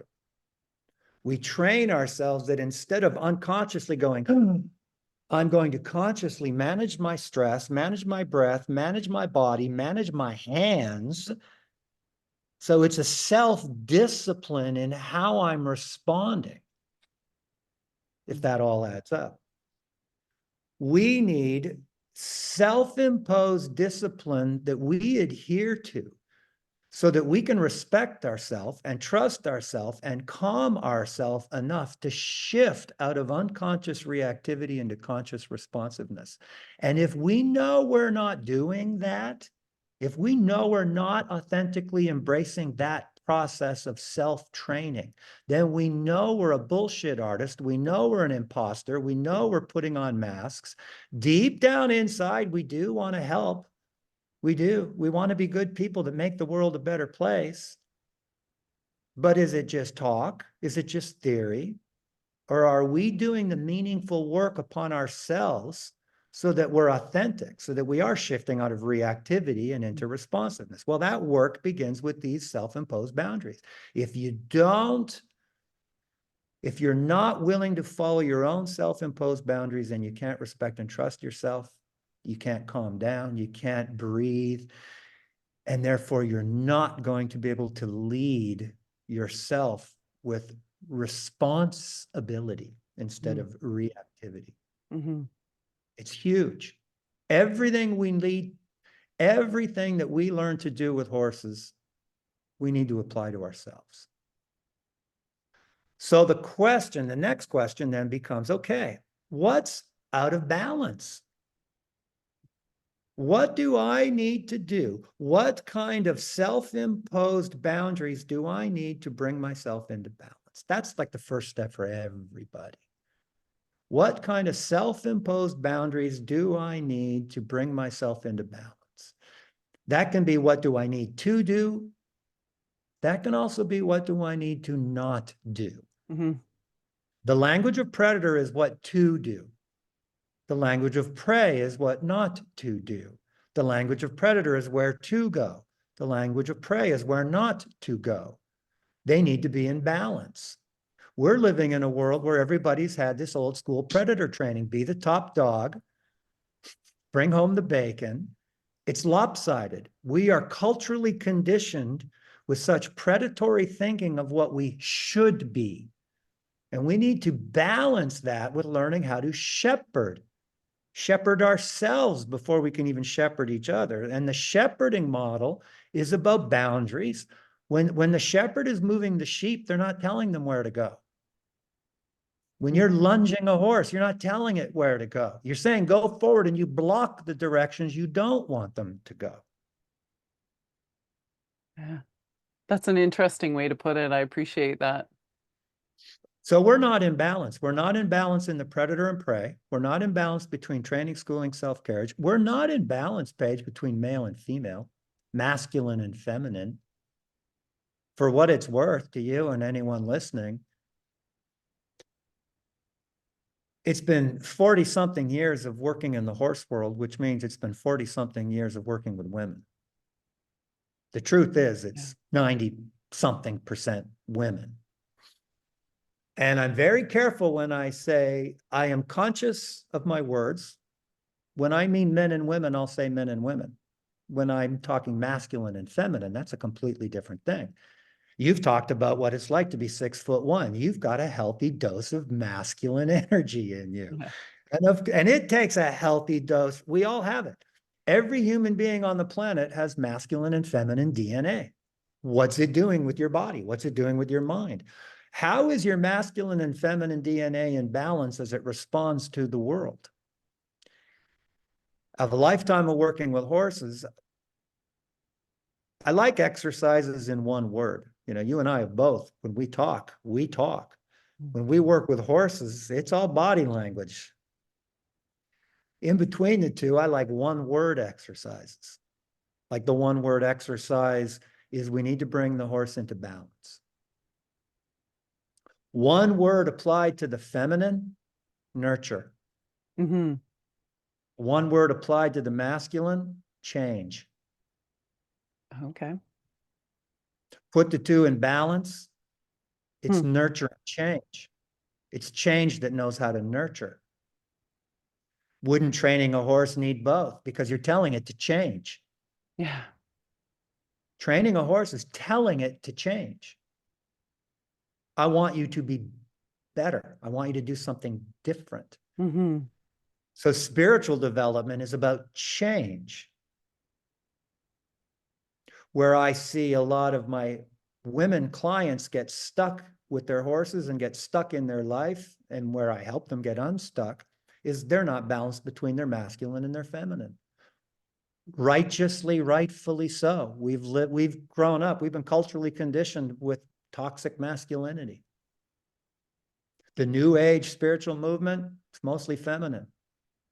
The horse world these days has shifted out of toxic masculinity and becoming much more and more aware of the divine feminine's influence. You go down to work with Linda Kohanoff, you're embracing the divine feminine.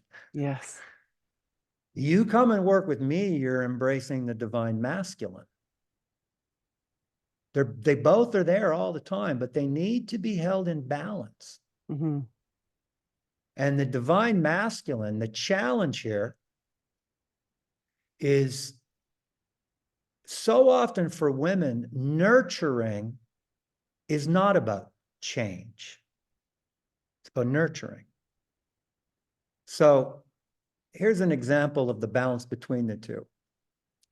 A man would say, honey, I need to go into the forest and chop down a bunch of trees to build a home. She goes, and the wife goes, the feminine goes, oh, but we love the trees. We don't want to kill the trees. And then the husband says, but we have to kill some trees. Otherwise, I can't. You're living in a wood house, for Pete's sake, Paige. We had to kill some trees. Mm-hmm. This is what I mean by the balance. Do we kill all the trees? No. Do we reseed the forest after we've taken some trees? Yes, but we're going to have to kill some trees to build this wooden house. We're going to have to dig up the soil, and there's going to be some damage done in order to plant a field to grow some oats so that we can feed ourselves and our horses. This is the balancing act between the masculine and the feminine. Where men get stuck, the cliche of men can't ask for directions. Right? That's the cliche about men, won't ask for directions. Asking for directions is asking for help. It's being nurtured.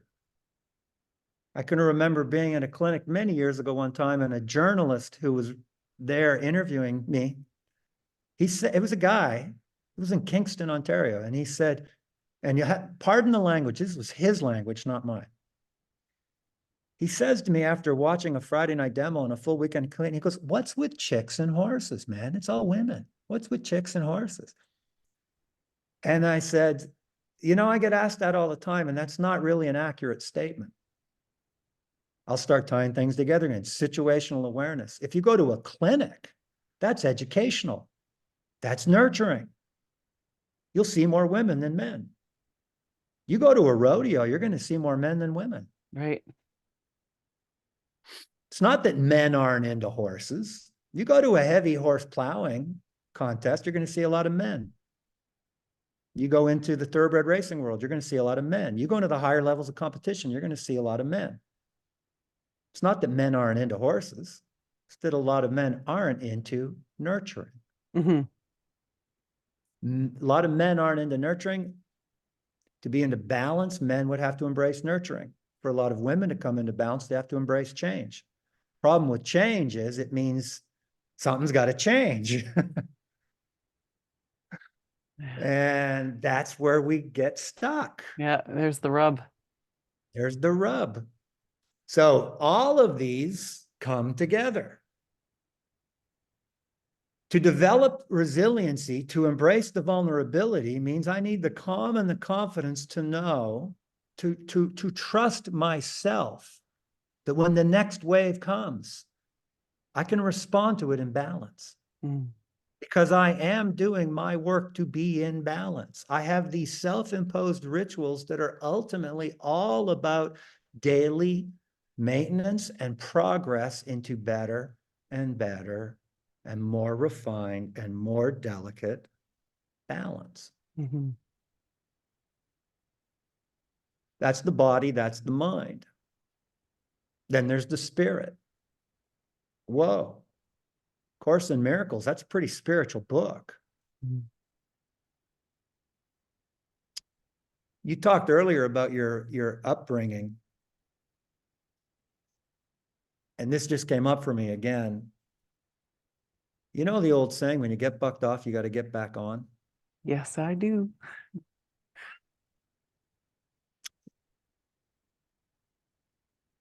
That old school statement is all masculine.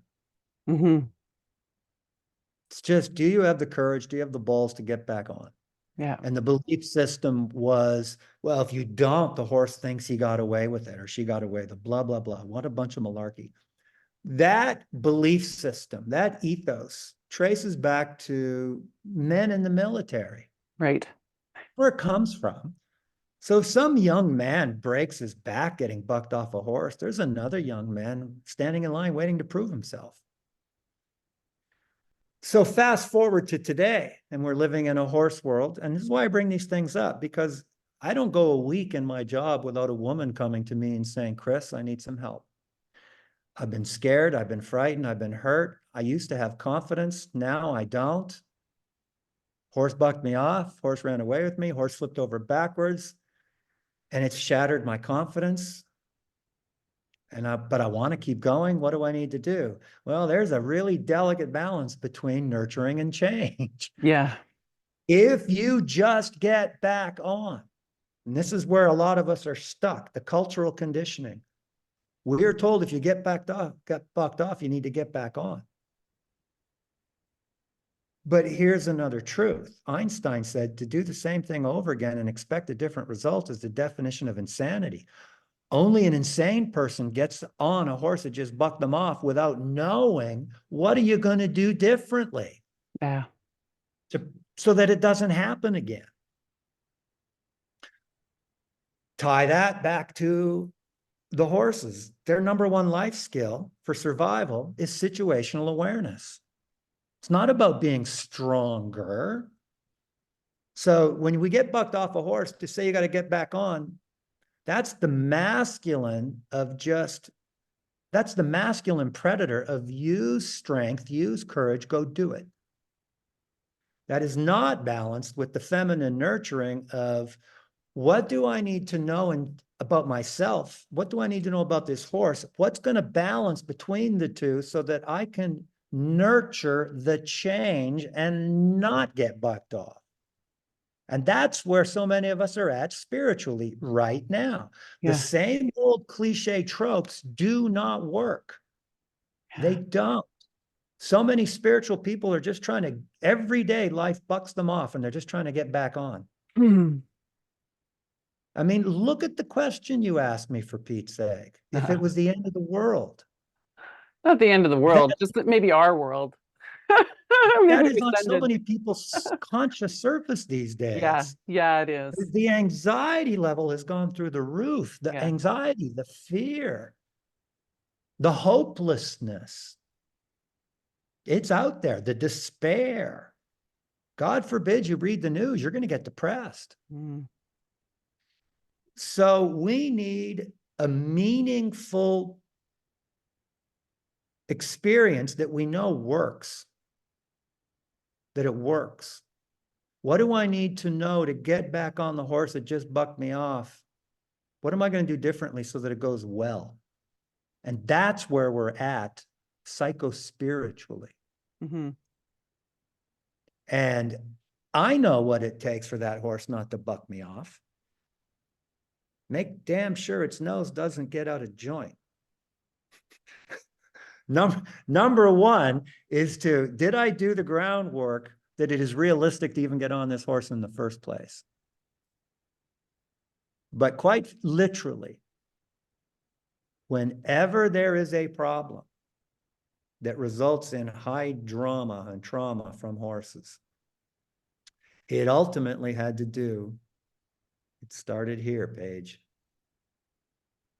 It starts right up in C2 with this little twist.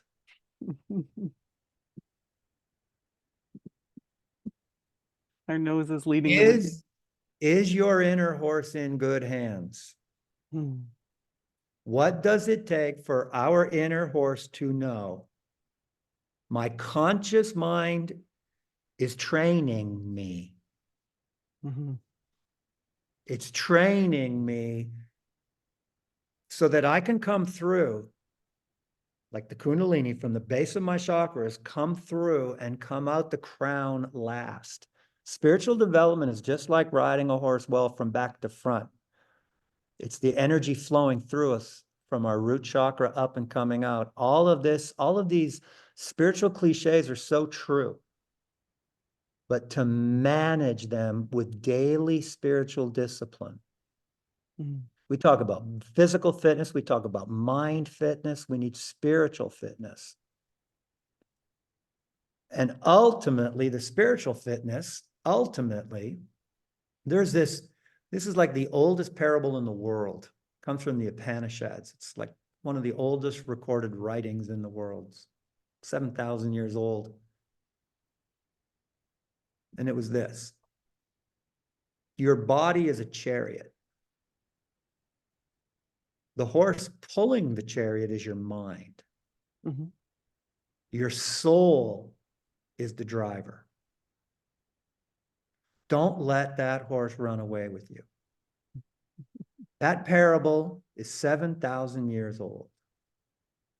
Yes. So Wow. just think about that for a second. Your Yeah. horse, your mind is a horse, your body is a chariot, but your soul is the driver. Don't let your horse run away with you. What else do we need to hear? Yeah. Been a waste of time in the last 7,000 years then, really. That was it. It's been 7,000 years of Oh my distraction, God. distraction, Freaking humans.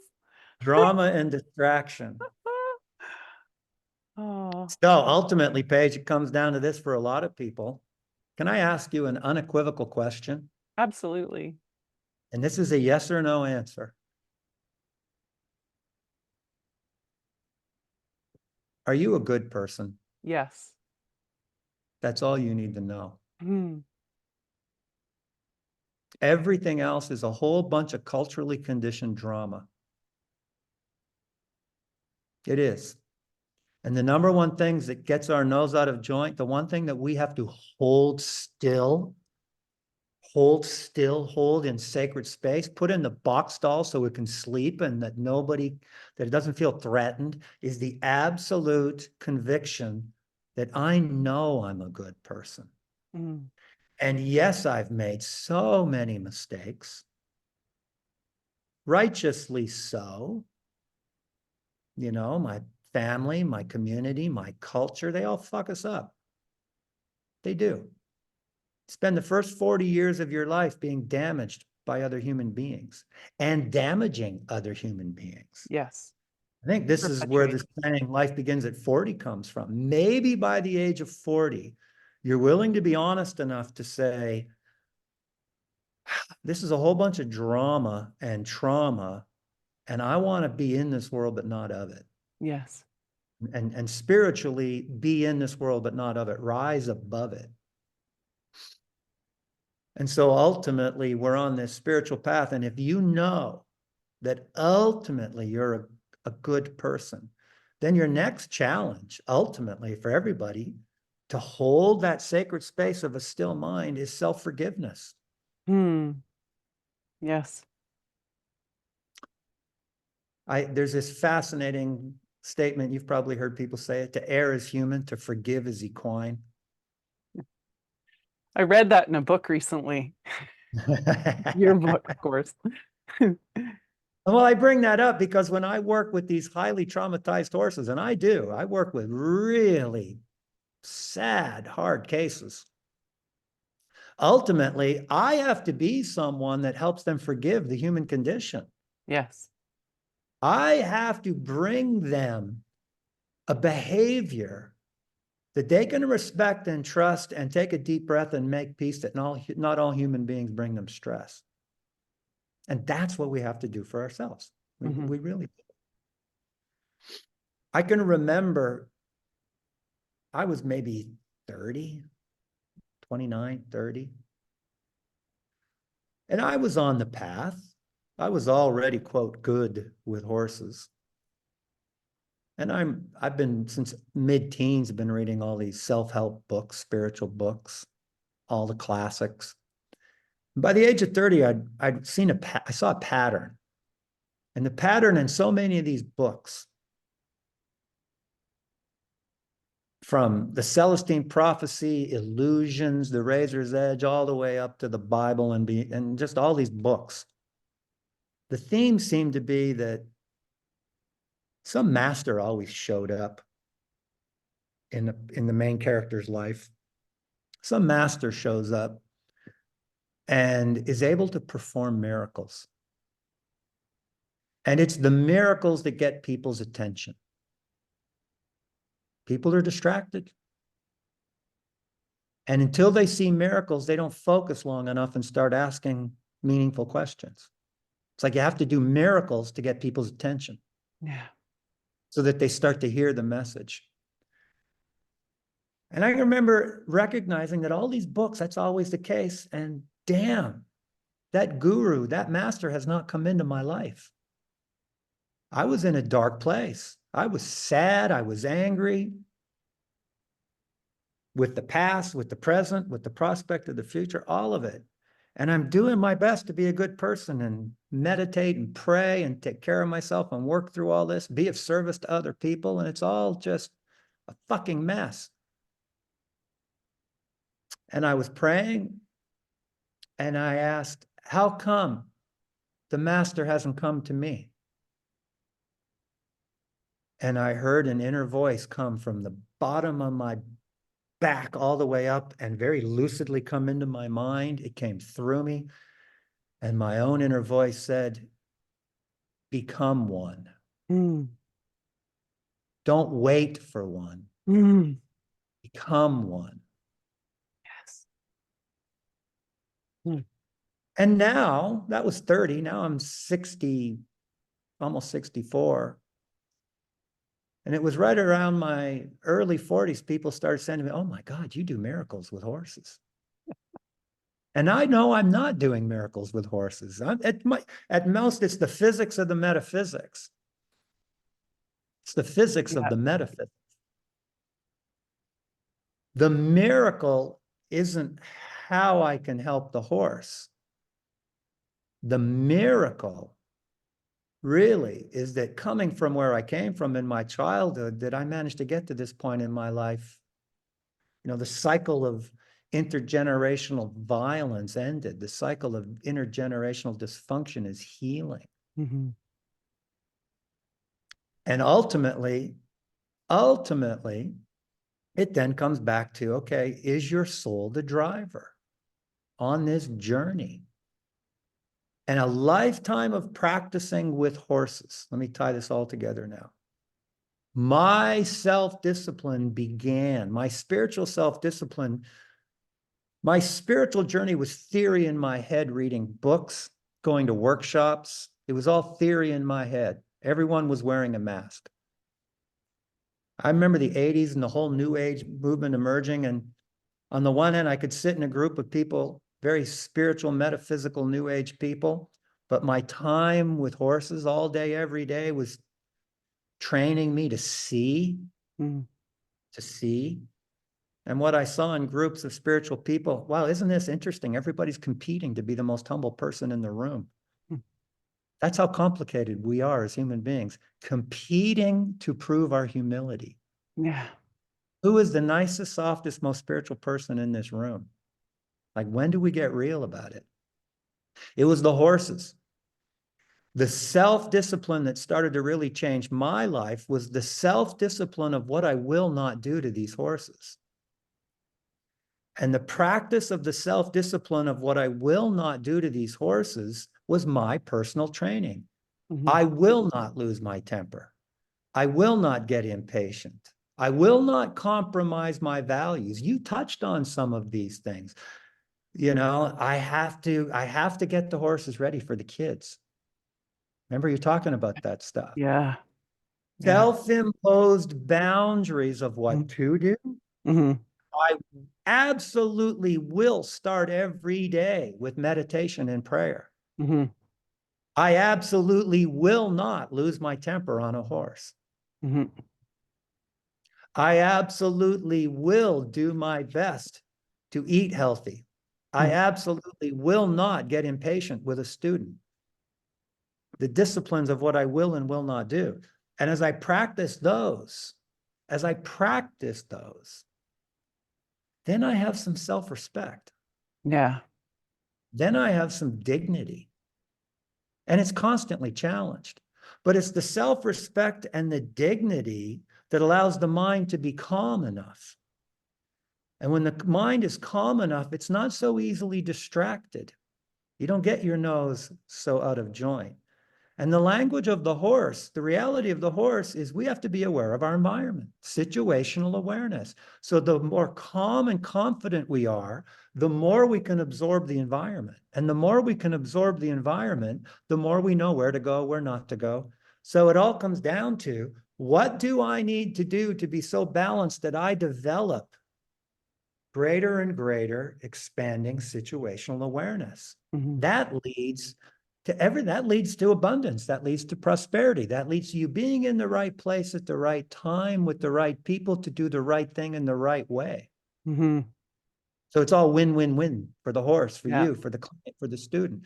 But all of it gets deconstructed back down to those box stall walls, those training wheels for boundaries of what boundaries am I putting on myself of what to do and what not to do?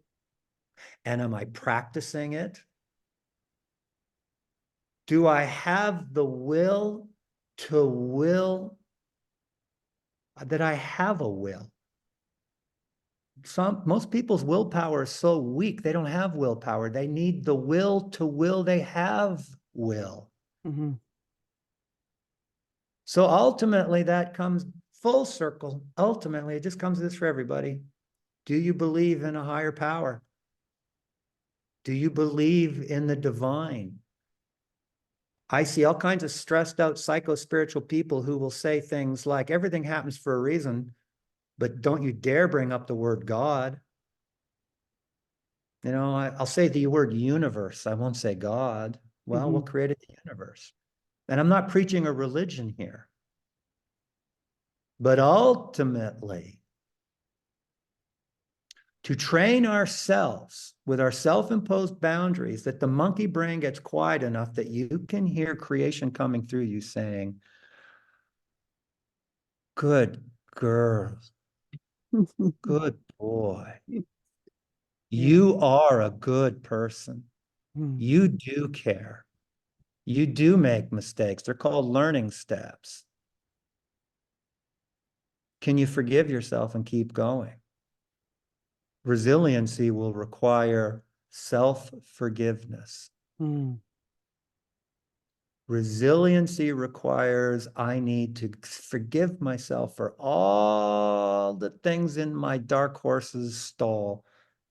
I do. I have to work on that, to do that inner work. Self-forgiveness, self-forgiveness, self-imposed boundaries, self-discipline, spiritual discipline. Spiritual discipline can then become physical discipline and mental discipline. It's not the other way around. Yeah. Mhm. It's just the process that ultimately some people believe, quote, God will never give you more than you can handle. I don't believe that's true at all. I believe all kinds of things happen that we can't handle, that we have to have the humility to turn it over. Just say, look, this is way beyond me. Yeah. Mercy. Way beyond me. Yeah. Yeah. My friend, a reverend who put me onto A Course in Miracles, talked about her point where she had these realizations that her own best thinking got her where she was, and that she had to hand over the wheel and get out of her own way. So that's the kind of stage that I'm at now, handing over the wheel and getting out of my own way. And when I live a life that allows me to feel balanced and regulated, and I can then connect and get those inklings and those downloads. And when I go back to my programming of workaholism and what I got to produce in a day, then it gets driven out of whack. You don't hear what you need to hear. Then I start Yep. making decisions from a place of fear. instead of from a place of trust. So I'm right in the middle of this soup. I There really you are. appreciate you Yeah. navigating us through this. Yeah, it won't be long before you'll be able to take those training wheels off. Yeah, yeah, we're there. We're there. Yeah. Your shirt, it's so serendipitous. Remember to breathe. Yeah. And it's true. The number one self-discipline, conscious awareness for your breathing. That's number one. Absolutely. Yeah. It's language for horses for sure.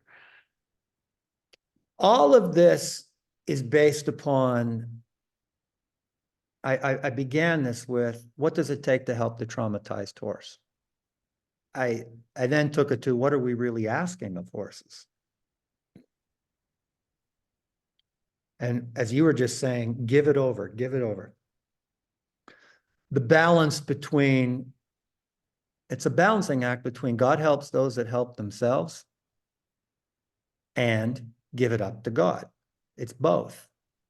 Question. There's so many precedents for this. Do I need the serenity to accept what I cannot control or the courage to change what I can? Which is it? Well, you need to be aware of which it is. Yeah. The wisdom to know the difference. To have the wisdom to know the difference between whether or not I need the serenity to accept the situation or the courage to change it. That wisdom comes from listening. Yeah, we have to slow down to listen. Yeah. Yeah. Self-imposed boundaries. Yeah.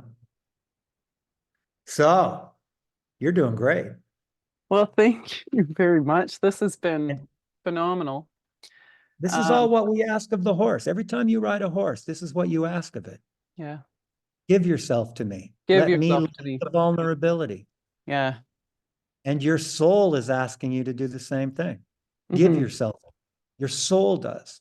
My soul does. Everybody's soul is quietly saying, give yourself to me. And the ego is like the horse going, no, no, no, yes, no, maybe, yes, no. Under these conditions, yes. In the comfort zone of the indoor arena, yes. Out on the trail, no. Yeah. So we're in training. We are horses in training to allow our soul to lead us into the vulnerability instead of our ego taking over thinking it knows better. Right. That's beautiful. Well, easily thank you said, very not much. so easily done. You're most welcome. That's a lot for us to chew on. And we have, you wrapped it up so beautifully. We are close to running out of time, depending on how much we can allow for some questions and answers right now. If I can open it up to someone on the floor who's been watching some comments, we'll take a few minutes to do that. And to our podcast audience that is listening later to a recorded version, I thank you very much for showing up. And to the audience that is here live with me, you guys for showing up are going to get a chance to ask some questions now. So thank you. So I want to start with Trish, who I asked to keep an eye on some of the comments to see what was showing up in the chatter. Are you still there, Trish? Maybe you can unmute yourself. Let me just scroll down here and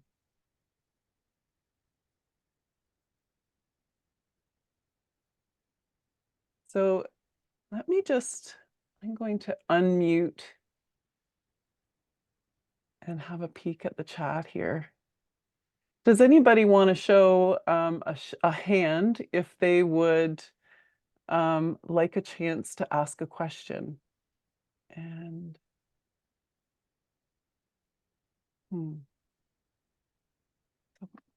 bear with me while I allow all participants to unmute themselves. So you can go ahead and unmute yourself.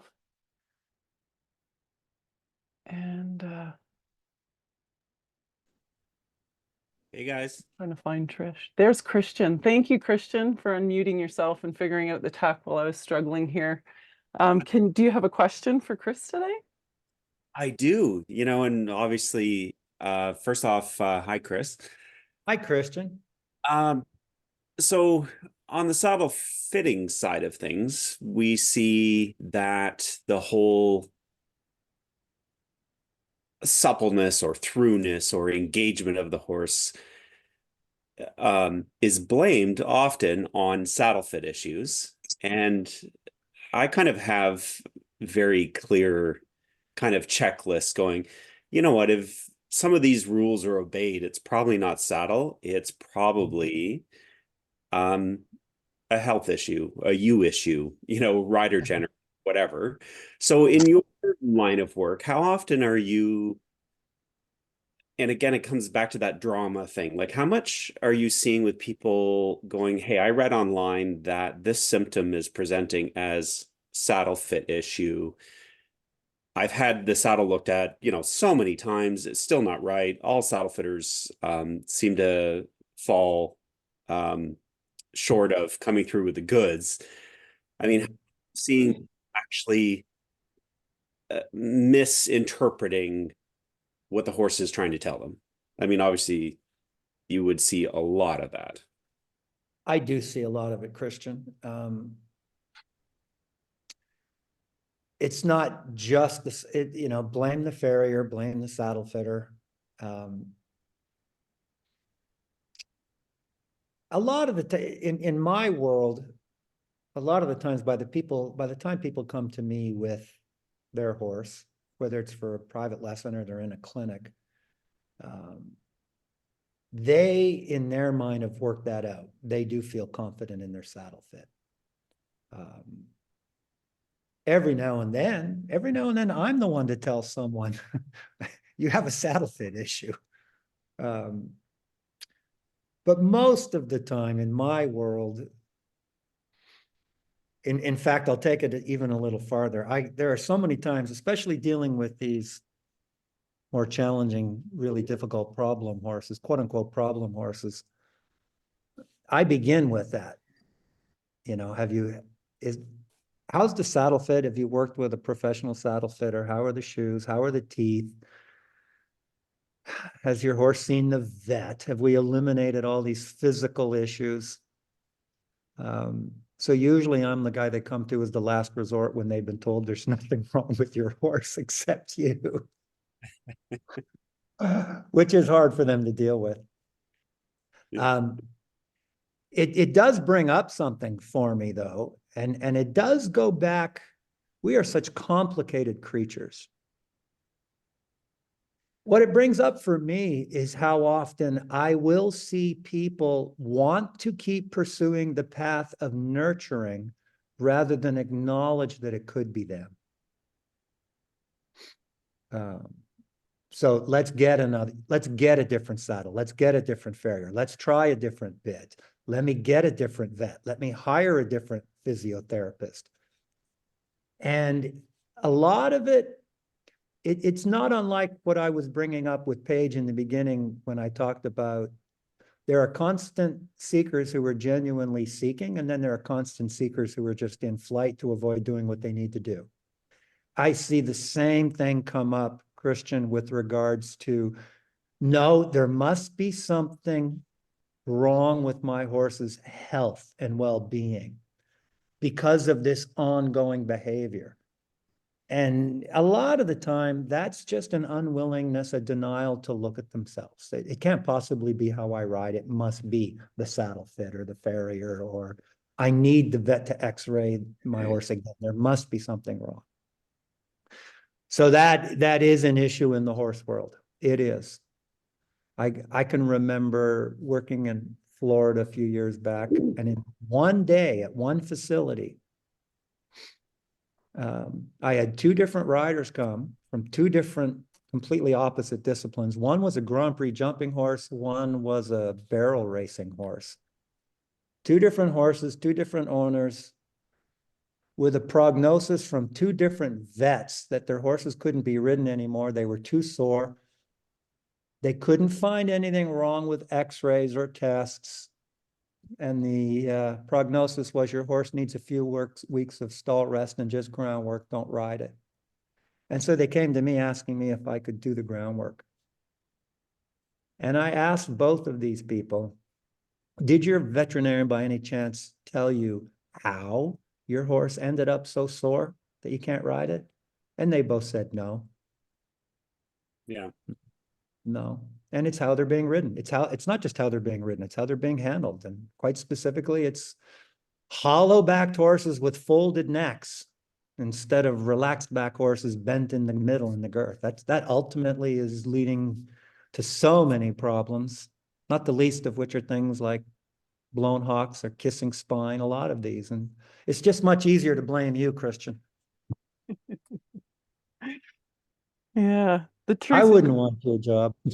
Yeah, the truth is that so many of us, myself included, show up as adults, especially later on in life, and especially if we're adult amateurs and we're coming from a day job, without the physical skills to stay in balance with that horse when it's expressing itself. And so we start to fall into hanging on the reins, and everything gets hollowed. So as I start back over, I'm trying to start over with some props and some bareback and some stirrupless work, so that I don't cause that same discomfort. Even though intellectually I know these things, physically I'm still coming back from a point where I shouldn't be riding the most expressive horse in the barn. And some of us aren't willing to face that. So I think sometimes when we get called in to solve problems for people, they're sitting on a horse that they just can't balance with when it's truly expressing itself. And I wonder if you have any tips, either Christian or Chris, about some props or exercises, or how you would handle getting that rider to address they need to be more flexible and have a stronger core and better balance. Are there any props or anything that you use, or advice? No, I don't use props, but I give people advice all the time. Off your horse, start doing your yoga. Off your horse, start doing your Pilates. Off your horse, start doing your Tai Chi. Off your horse, get yourself in shape. Yeah. And again, this is like a recurring theme. That's the difference between theory and practice. That is the difference between intention. There are so many people with the good intention. I want to ride and I want my horse to like it when I ride it. And the first thing that's not working is their physical ability. Yeah. So if you respect your horse and you care for your horse, integrity would say, do what you need to do off your horse so you can bring the horse what it needs. This balancing act that I keep bringing up, I could give you a long list of what needs to be balanced. I've talked about the balance between predator and prey, the balance between male and female, the balance between what we want and what they need. If we stay focused on giving horses what they need, we get what we want. Yeah. But people who want what they want without giving horses what they need never get what they want. The relationship is so backwards for so many of us, or just in general in the model, that we go to horses to get what we need. And we want them to be obedient, and we want to feel like we have control so we feel safe. And then we want ribbons and we want results, and we care what others think. And it comes in so backwards to their well-being. And when we approach it from an angle of providing them with what they need and figuring that out, and providing them with some options and some choices, it changes the balance of the relationship. It does. When I first started with horses as a young man, like working with them full time, looking back, I wouldn't have known this then, not consciously, but looking back in retrospect, I can say now that during my 20s, I'm going to round it off into decades. During my 20s, working with horses fed my ego, fed it big time.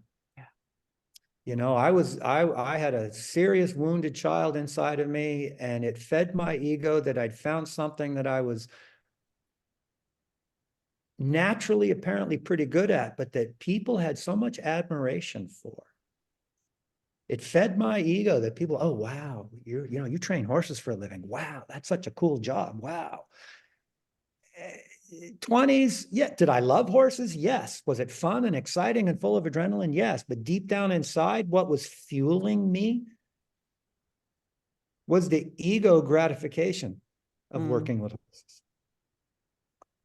Despite my ego and despite how many injuries I had in my 30s, between my 30s and 40s, what was happening is, okay, you're good enough at it that people value you, not just admire you, but value you. So now there is a little bit of an altruistic sense of service coming into play here. Oh, yeah, not only am I good at it, but people value this. I can actually help people. Mm-hmm. By the time I'm in my 40s, now it's become like this righteous spiritual crusade to prove that my way of working with horses is kinder and gentler than so many of my colleagues. So this is how complicated human beings were. Did I care about the horses? Yes. Was I really able to help people with horses? Yes. But I was still fueled by the ego. It was still so egocentric. I'll give you an example of what I mean by the balance of those two. I'm constantly hearing from, I just heard it again yesterday. I constantly hear from people, I want to learn what you teach so that I can take it to the dressage world, the reining world, the jumping world, the eventing world, and show them there's a better way. Okay, so that's this real interesting toxic balance right now between, yes, you love horses and yes, you want to have horses, but you also still have this ego need to go prove yourself to people. So that's our horse. That's what we're riding inside. Despite all of that, by the time I'm in my 50s, I'm starting to become humbled by how powerful this work really is. I'm starting to become humbled by people in tears of appreciation for what they're receiving. I'm starting to become humbled by the horses who get so soft and affectionate and cuddly with you when you're the one that can help them. It got to the point in the last few years, there have been many times now in public where I'm weeping. I'm working with a horse and what's happening is just the tears are just pouring out of me because of how much of a life-affirming process the horse is experiencing. It has gotten so rich, it has become so humbling that I can finally honestly say, and I can honestly say, like, when you've had enough to eat, you're full. I can honestly share with you listening that if you get enough ego gratification, eventually, for some of us, we can be full enough that it's like, I don't need it anymore. But what is so compelling for me is how rich the experience is with the horses and the people, to genuinely be of service. Now that shift over 40 years from my ego needs this to even begin to have some self-esteem to coming into, well, it's a balance of ego and being of service. And the ego's always there. I'm not saying it's not there, but I can honestly say that my ego is more like a well-trained horse now. It just does its job. And its job every single day involves forgiving people who don't know what they don't know. So Christian, yes, I get them. Depending upon where you're at in your development and you're on your path, now when I have the difficult clients, I can recognize that they're at a place on their path where they have to learn what they don't know. I'm at a place on my path where I have to genuinely, not just say it with words, genuinely, compassionately forgive people who don't know what they don't know. and not judge them for it, not have an issue with it, not let someone else's not knowing what they don't know about their own behavior triggering me into compromising my values of how I'm going to respond to this. Yeah. So that's the path. Where are you at? You know, I want to be a Grand Prix horse. Nice. One question from Kristen, and look where we go, huh? I know. And I have a comment here from someone. I don't know if you know Ella O'Brien. I don't know if it's Elle or Ella. Yes, I know. Yeah, she's a So- lovely lady down in Tennessee.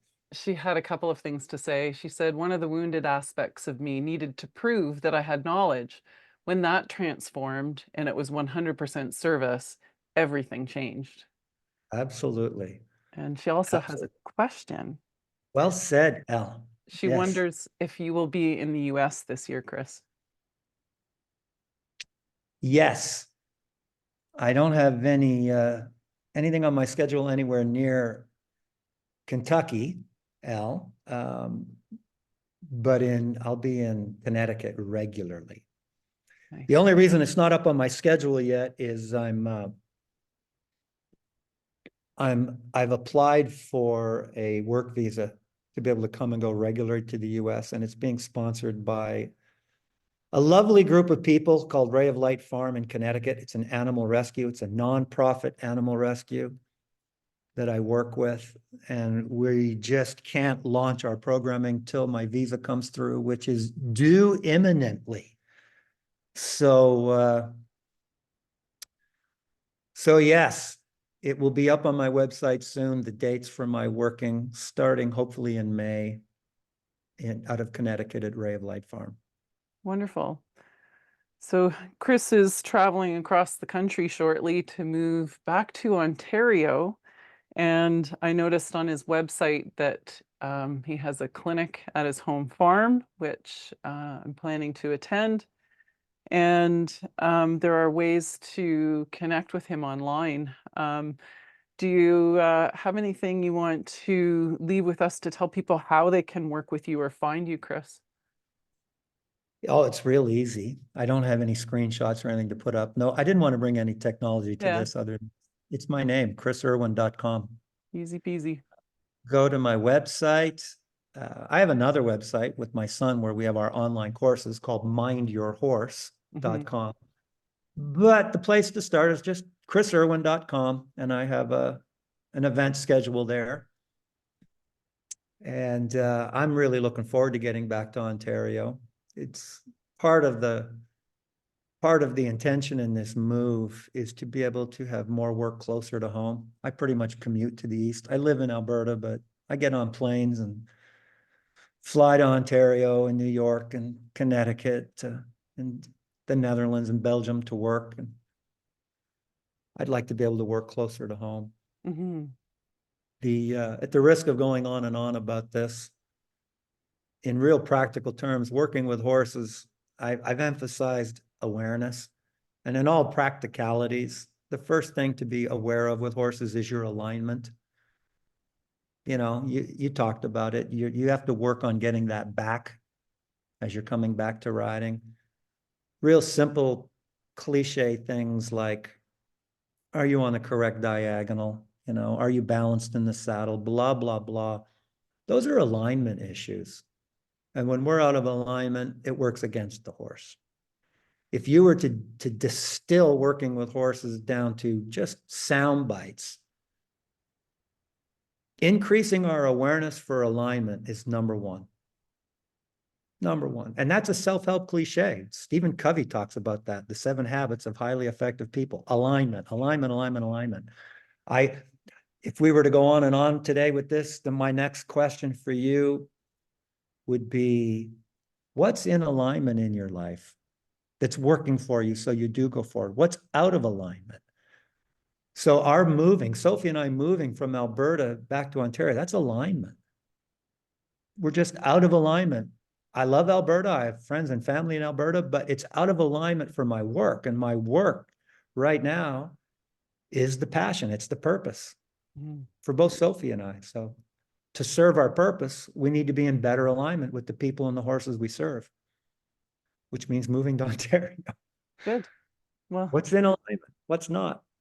yeah. Yeah.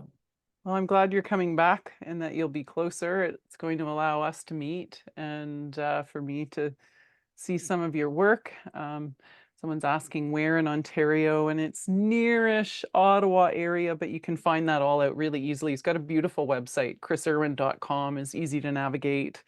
And That information isn't on the website yet. no, okay. Well, We it's are on moving to clinics, I Linden guess. Stables, Thank you. Oxford Mills. It's just outside of Kemptville. Thank you. Yeah, it's attached to the one clinic that's at home, I guess. I Yeah. slipped it down. Yes. Yes. Yes. Yeah, thank you. Well, I really appreciate how much time that you've dedicated today. This has been extraordinary. And I want to thank you and ask if there's anything else you'd like to share before we wrap it up. I would just like to share my thanks and appreciation to you. Hmm. It took a lot of courage for you to do this. Well, it's my purpose is to learn and live out loud the things that aren't easy. And I have an ability and willingness to do it. And my hopes is that it helps other people by my example. And I appreciate you helping me come into alignment with my purpose and getting, as I gear up to be out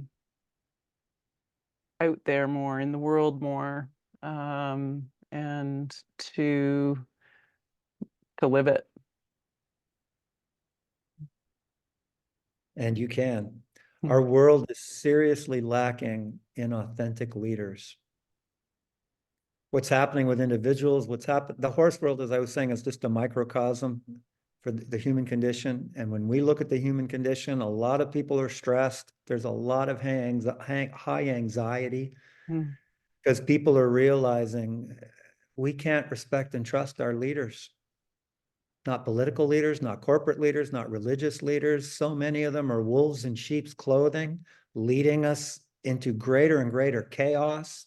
And we know it. Many are in denial of it. So we are living in a time, it's the zeitgeist of our era. You need to lead yourself Yeah. from the inside out. You need to hear the divine creator from within you leading you. If you think it's just up to you, you're going to have a fucking nervous breakdown because nobody can manage this by themselves. You need to feel the divine flow coming through you and that you're aligned with it and that you are going where you are told to go from the inside out. You are doing what you were told to do from the inside out. Thank you for that. That'll make all the difference. It does. Mm-hmm. We do need to authentically live from the inside out and bring authenticity to the world. When people can deliver authenticity, that's the miracle. Literally, in this day and age, if you can bring someone authentic, meaningful experiences that bring them into balance, that is a miracle for them. Because we're all immersed in these illusions that aren't real, that don't lead to anything practical or meaningful. We're living in a world of disappointment. So to be able to live your life from the inside out and manifest meaningful changes that inspire people,